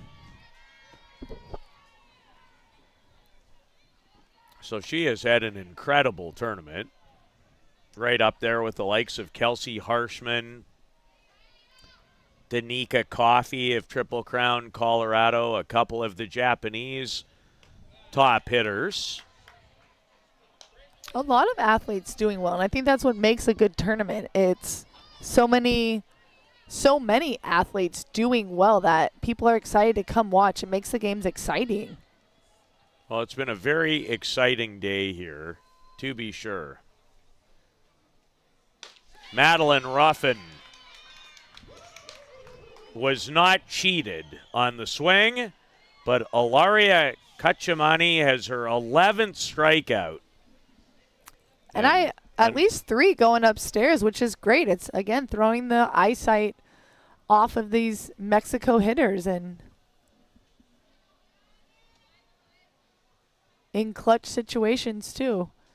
Because in that case, too, if she does get a piece of it, she pops it up, easy out. But Ela Kachamani is really on fire here in the circle for Italy. Well, she has given up absolutely nothing.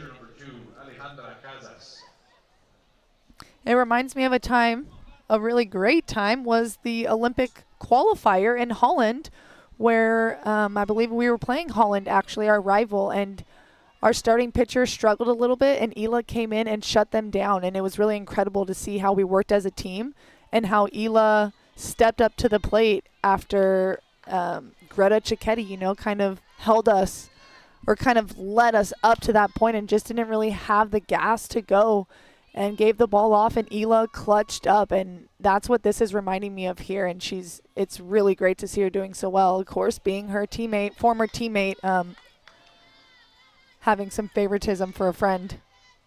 Well, she's given up one big hit. The only run she gave up was Solise's second home run of the night, because she came in with 2 out in the bottom of the first to replace the starter, Alexia Lakatina, who did not get out of the first inning. So that is the only blow that she's given up. She struck out 11 and needs to close this off to give her team a chance in the bottom half of the 7th. And facing pinch hitter Alejandra Casas. Casas has been behind the plate for a couple of games, and she is a good athlete. Runs well, has a couple of hits, very high pop-up, had a good cut, and on top of one of the tents here. I never did get to the pretzel stand yet. I love a good hot pretzel. There's a lot of little stands out here at the tournament, which again, it just brings more to this tournament. There's, what else do we have? Donuts. I've made my way over there plenty of times. Are apparently terrific. And great job getting that swing and miss. Eliza Cicchetti fumbling the ball on the ground and throwing it out at first. And there you go again. Ela getting out of a tough situation, but she's no stranger to these. 12 strikeouts for Ilaria Ketchamani. And Italy needs 2 to stay alive in their hunt to finish in 4th place, as the round robin could come to an end in 3 outs. We'll show you if it does.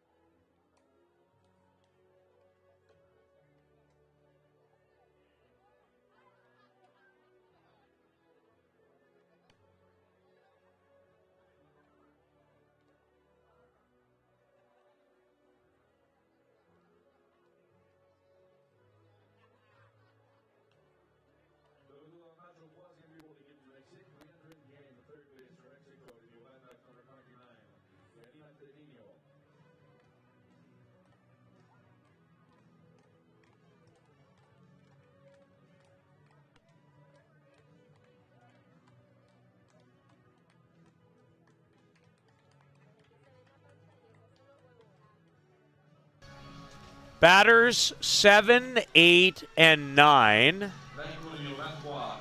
are due up for Italy, who need 2 runs to keep their hopes of finishing 4th alive.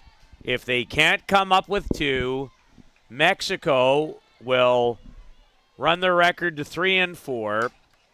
But that's a great way to start when you're down 2. Melanie Sheldon has a leadoff base hit, and Italy in business, trailing by a pair in the bottom of the 7th. Great job with Melanie Sheldon putting that ball into right center field, again hitting it where it's pitched and getting that barrel through. Again, she hasn't had that many at-bats, so she does a great job getting on base with Julia here.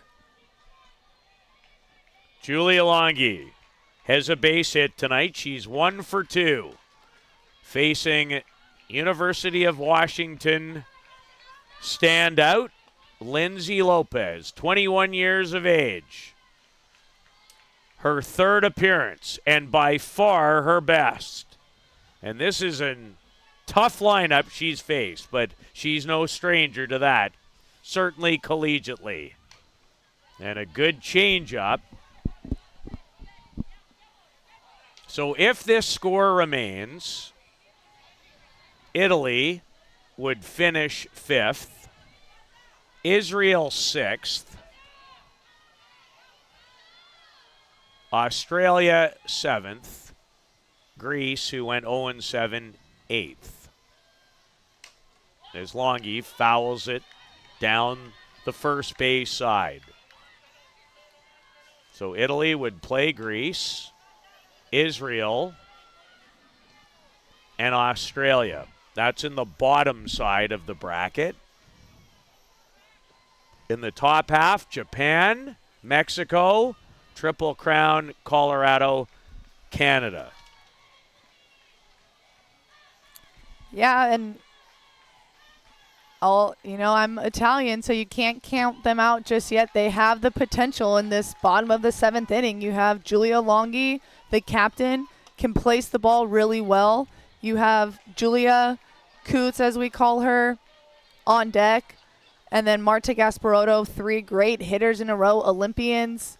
They're going to have to rise to the occasion, as well as Lopez. We talk about playing to the standard of the other team or higher or at your level, and both teams need to rise to the occasion.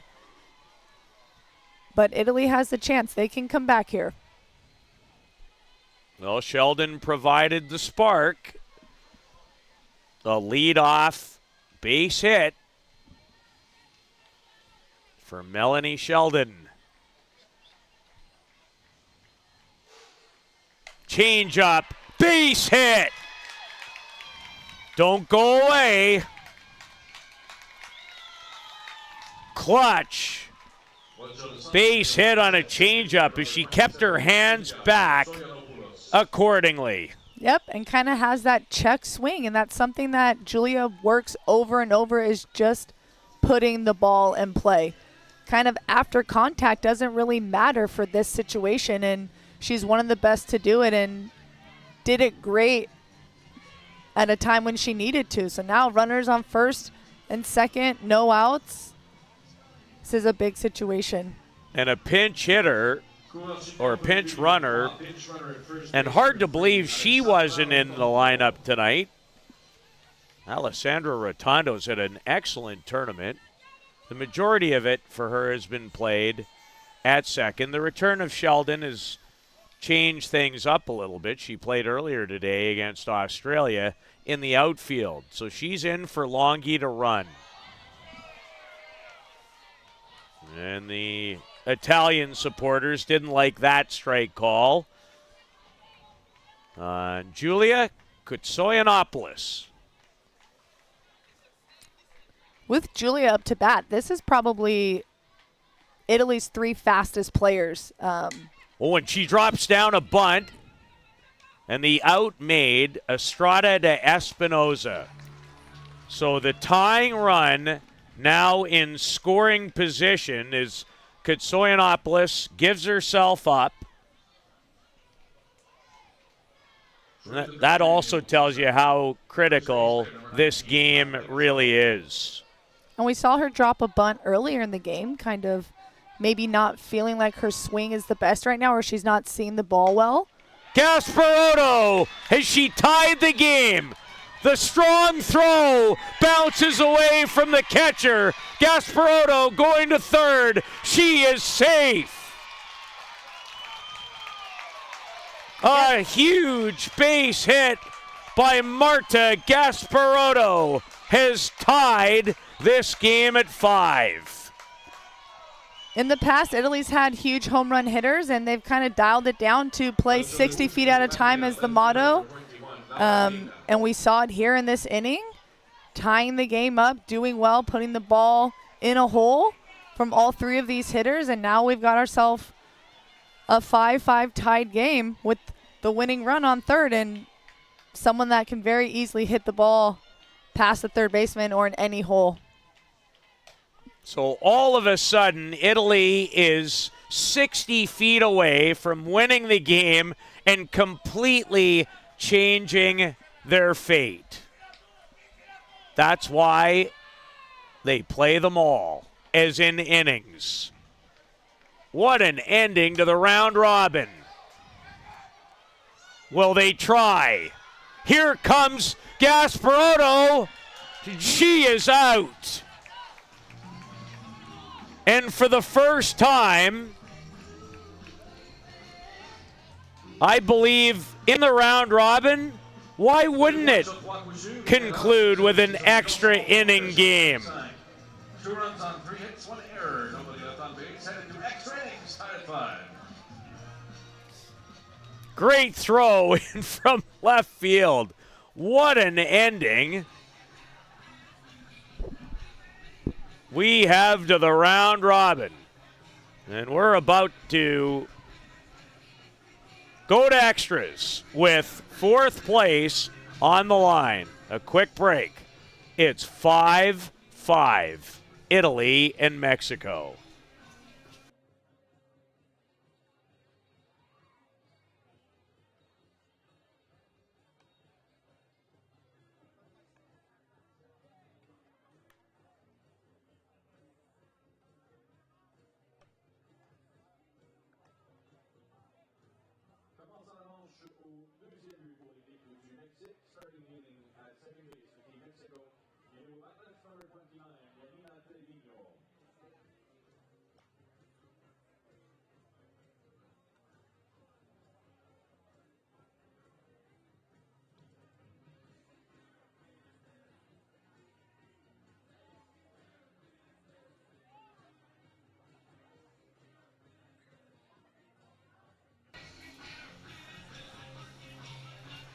Marta Gasparotto ties the game with a 2-run RBI single.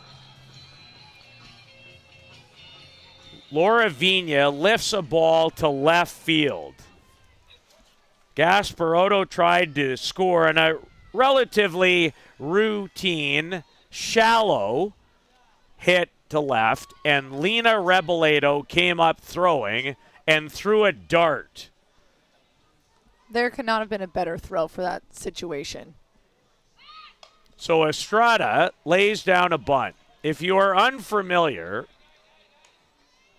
when you go to extra innings, the last out from the previous inning is the runner at second. A wild ending here to a wild final day at the round robin. And it's a good bunt. Longy didn't even really take a glance as Trevino, who was the last out of the inning. You talk about Longy at third, not really glancing at third, and that's the right thing because in this situation, 99% of the times you're going to get a bunt. That runner's going to make it. You don't want a chance throwing the ball away. And so now Mexico has put that runner in a scoring position with 1 out. A deep fly ball can hit her in, and so the importance of getting that out at first is huge, and that's a good job with Longy just going for it. So the go-ahead run at third. Ilaria Ketchamani has had quite the evening, striking out 12. The only blemish was a second inning, second home run of the game for Jillian Solis. And Alexia Lopez wanted that pitch. She fouled it straight back to the screen. 4th place on the line in the final round-robin game. Playoffs begin tomorrow at 10:30. Change up.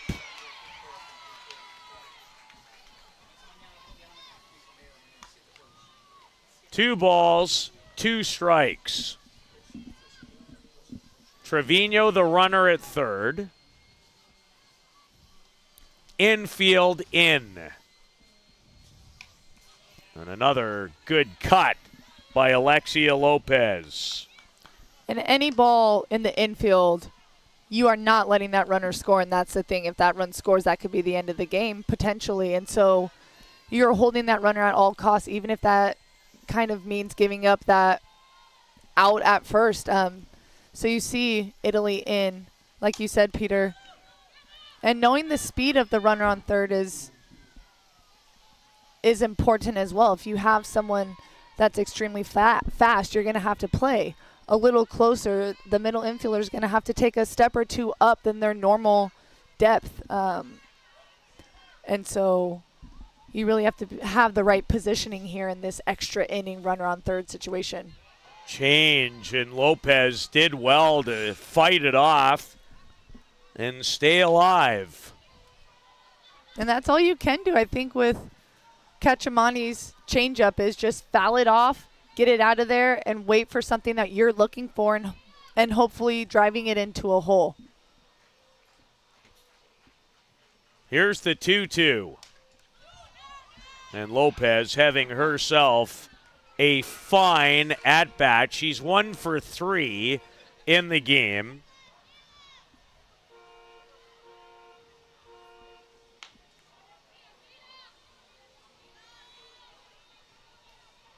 Would love to drive in the go-ahead run here. And that can be with anything. That can be with a sac fly, something deep enough like we saw, unfortunately, with Italy. And that's a rare pass ball past Panda, even though that was a great effort down the line. A base hit past the diving Julia Longi, and Mexico back in front on Alexia Lopez. Run batted in. It's 6-5. She really drives that inside pitch, again, waiting for her type of pitch that she can really hit, and that was that inside pitch. That thing exploded off the bat and got past Julia quick. Great effort, though, just like Julia, to dive for a ball.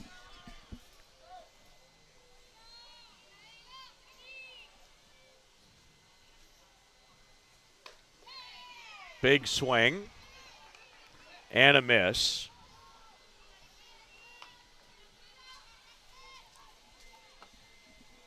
Stefania Heredias enters the game as a pinch hitter, the longtime veteran,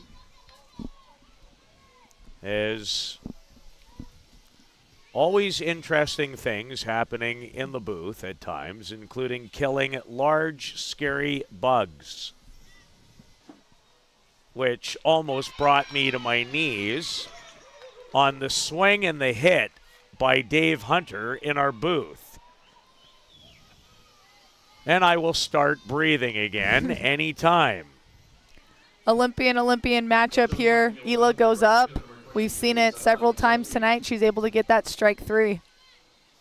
Her 13th strikeout. Changeup, Wysocki. Sheldon. It was going to be a tough play. Savannah Wysocki runs very well. Punched it over the pitcher's head as we get another peek. And that's what's hard to defend about those slappers. Again, being a former shortstop for Team Italy, slappers excel when they're able to really bounce the ball, especially up the middle where Melanie has to move towards it, towards first. Espinoza on a line. Sheldon takes care of it. Italy down by a run in the extra inning. But remember, they'll start a runner at second, just like Mexico, who was able to score 1. Can they match it or maybe win it in the bottom of the 8th? What an ending to the round robin at Softball City.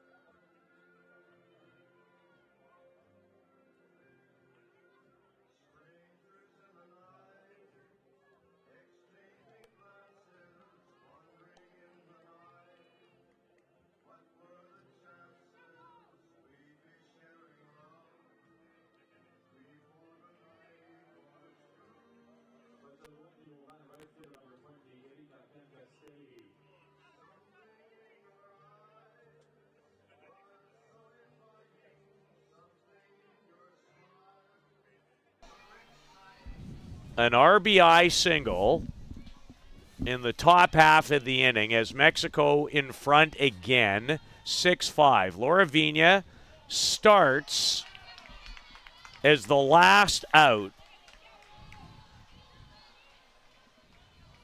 Remember, it was 5-3 going to the bottom of the 7th. Gasparotto tied the game with a single, and Lena Reboledo threw her out as Piancastelli drives it well foul. So no bunt here, at least to begin. Well, I think with the power of Piancastelli and how she's been hitting, she's going to get this ball in the outfield. You don't want to waste a bat, a stick like Erica's, especially with speed at second with Laura Vina. Anything on the green is going to score Vina. You've got Erica, huge bat up right now. You've got Mackenzie Barbara coming up. And then you've got Filler, Cicchetti, everyone else. This is exactly the position they want to be in this situation. Lindsay Lopez has gone the whole way. There's a drive and an amazing catch in right to haul it in. There might be a play at third. There is.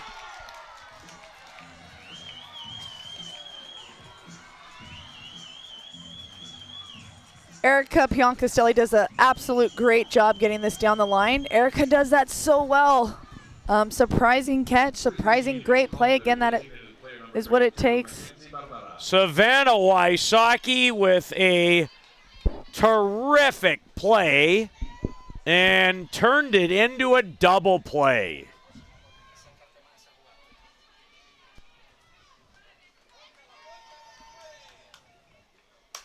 Barbara has tied it. Are you kidding?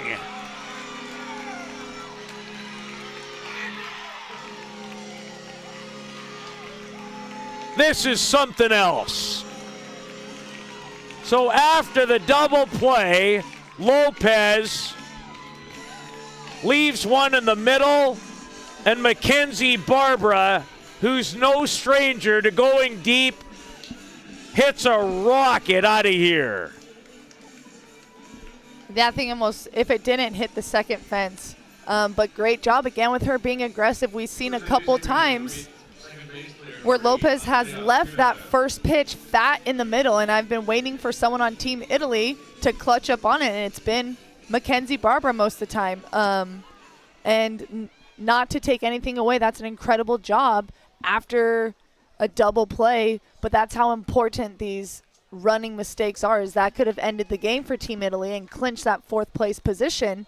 But great job with her bringing the energy back to her team. As Andrea Filler, who got Italy on the board with her 2-run single all the way back in the bottom of the first. Mexico came out and scored 4 in the top half of the first. Now, the only thing I will add about the Mackenzie Barbara situation is if the catch, which was made, and there is no running mistake, now I have a base open. I'm not sure I pitched to Mackenzie Barbara. Right, and that's probably the only reason they did, was they thought that they could get this out. Off the glove of Lopez. Mackenzie Barbara ties it with a 2-out blast. We're going to the 9th. 6-6. This is something else. From Softball City in South Surrey. One run.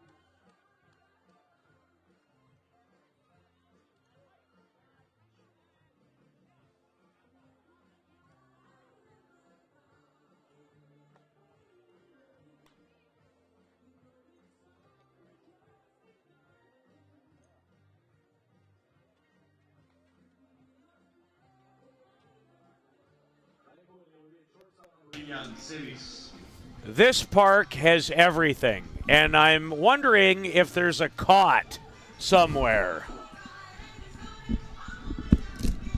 The playoff round starts at 10:30 tomorrow morning.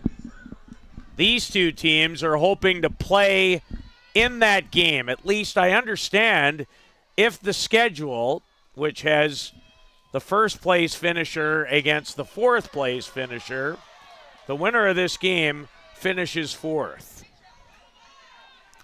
Now, I have not seen an official schedule, but I would expect that to probably remain the same way. I can't see Canada playing the 10:30 game. Mexico kind of maybe not going for the typical bunt here either. And well, it's because of who's up. Jillian Solis, right, who has 2 home runs. Now, my question to you would be, why are you pitching to her? You have a base open.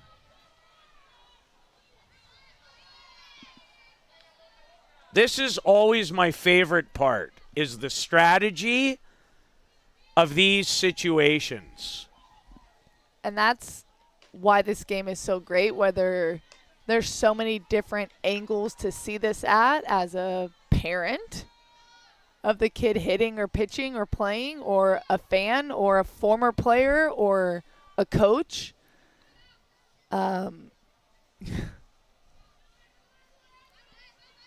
Jillian Solis, 2 for 2 with a 3-run homer and a solo homer. She's had a magnificent tournament. 4 home runs, 10 runs batted in. 4 of Mexico's 6 runs belong to her bat. And now staring at a 3-2 offering from Ketchamani, and there you go. That turned into almost the unintentional, intentional walk. And I think after that first mighty cut, the message came from the dugout that you might want to approach this where if she's going to get a hit, she's going to hit something way out of the strike zone. Now, Lena Reboledo trying to move the runners. So Espinoza, the last out of the 8th, starts at second. Solis draws the walk, her 3rd consecutive walk in the game. The bunt, Ketchamani thought about going there. That's worth another peek on Softball Premier Television. Yeah, she thinks about it, takes a look over there. That little hesitation can cost, can give the runner an extra step or two, potentially making them safe at first. So that's a tough play to have no reaction at, but she's able to. Well, now we're going to have a collective meeting.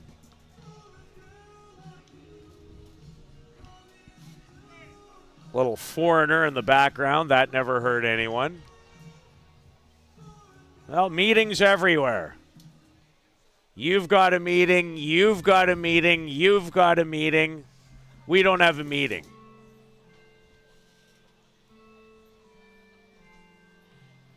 And Madeline Ruffin is the batter, the designated player, a spot she's been in all tournament long. A game to decide 4th place. In a lot of events, it might not matter. In this one, it does, because it gives you 2 playoff opportunities, not 1. Ketchamani has been terrific in relief. She has 13 strikeouts to her credit.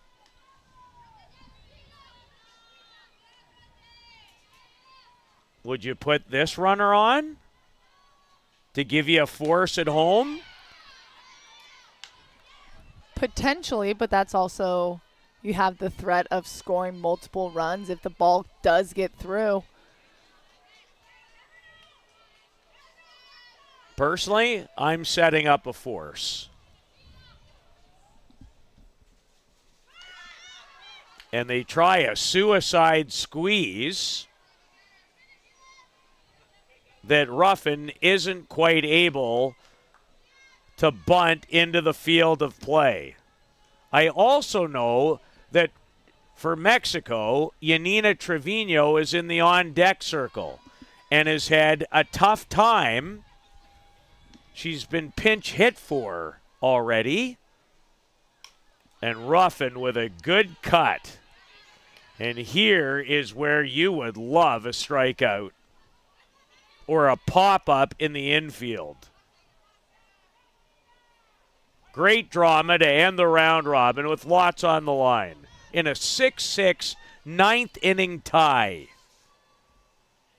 Change up and a good one on the ground.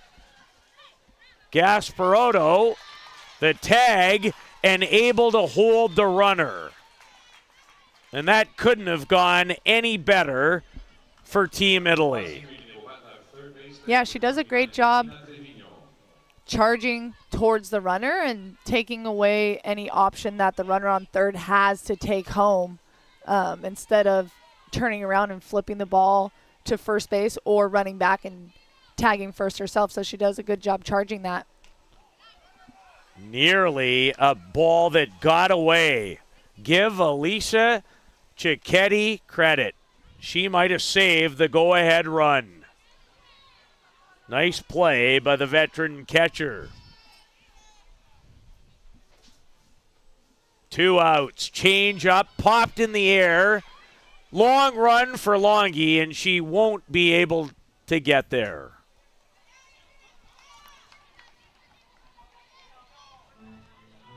As we approach midnight,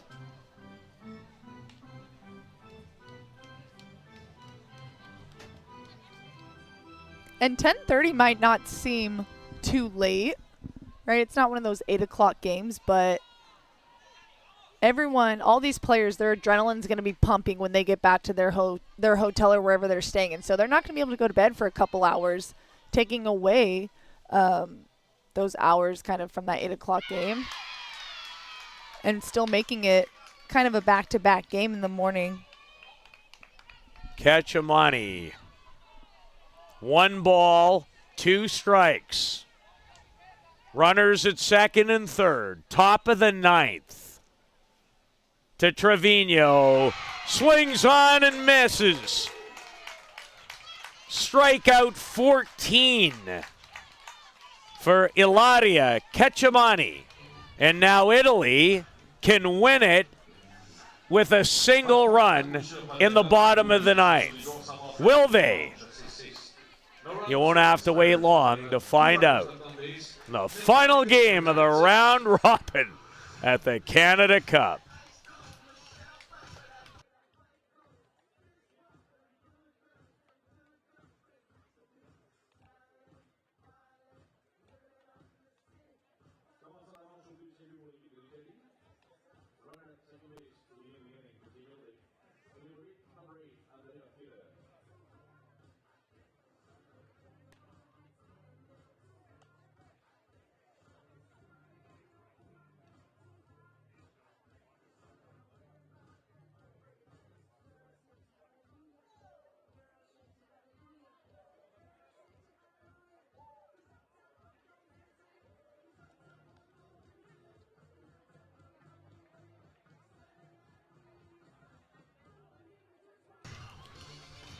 Well, Lindsay Lopez, star at the University of Washington, the 21-year-old from Santan Valley, Arizona, is going to give way to hard-throwing Racy Miranda, who pitches at Cal State Fullerton. And now she needs a hold. We are in the bottom of the ninth in a 6-6 tie. Italy tied it with 2 in the bottom of the seventh. With no room for error here, and that's what puts the pressure on a pitcher that's coming in this situation. She's been warming up for a few innings we saw out there, but a pass ball, I mean, a runner from second to third easily steals, and then all it takes is a little poke, and so she's really got to already be settled in at this point. Well, Racy Miranda has pitched 16 2/3 coming into this appearance. 2 runs she's given up, 15 hits, has struck out 11 and walked 2. And the base runner is Andrea Filler. In the international tiebreaker rule, where in extra innings, once you get there, the last out from the previous inning starts at second. And Cicchetti tries to lay down a bunt. And you can tell the juice is just flowing in Racy Miranda as she enters the game.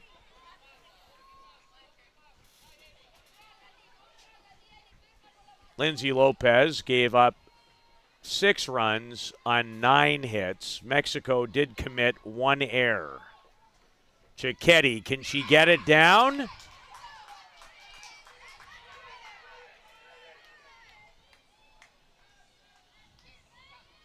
There is no shortage of emotion running around that field. This is why I love sports so much. This is great drama. Eliza keeping the bat out there to get better timing, better view of the ball. Oh, Miranda thought she had strike 3. And it just missed.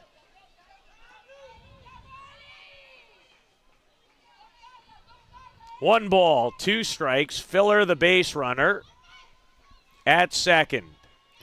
And that speed of Racy is providing all the power here. And just like that, Eliza's swinging that ball, jumps off the bat. Great swing by Eliza, just right at the center fielder.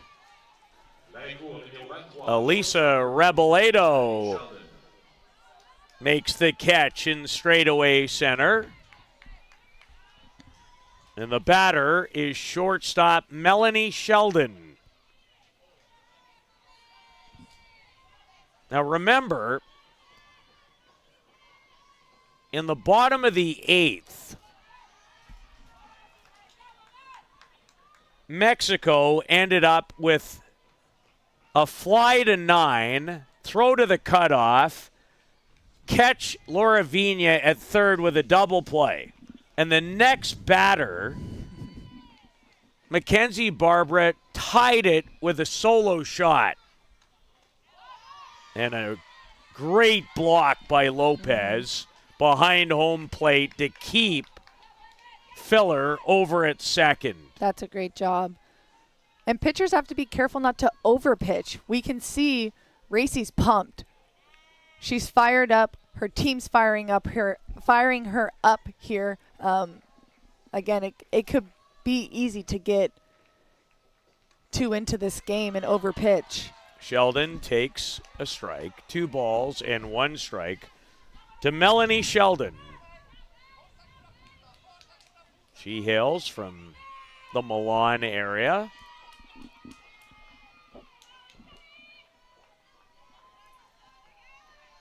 And same goes for a hitter as well. You don't want to overswing here because Racy's got... Up the middle. Here comes Filler. Italy wins it.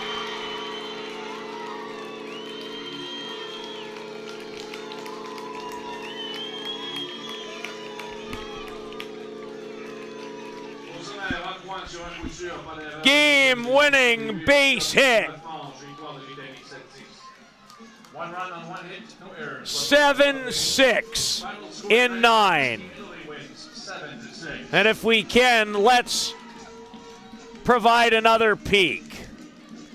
Melanie Sheldon, who had missed almost the entire round robin after being injured early in game one, with a base hit. And Italy wins it 7-6 and will have a date with Japan to start the playoffs. What a day. I don't know how I'm going to wind down after what we've seen. And there was a lot to go back over. So the matchups are set. It will be Italy and Japan at 10:30 in the first game, 1 versus 4 in the winner's bracket. Then Canada and Triple Crown Colorado due, I believe, for 1 o'clock.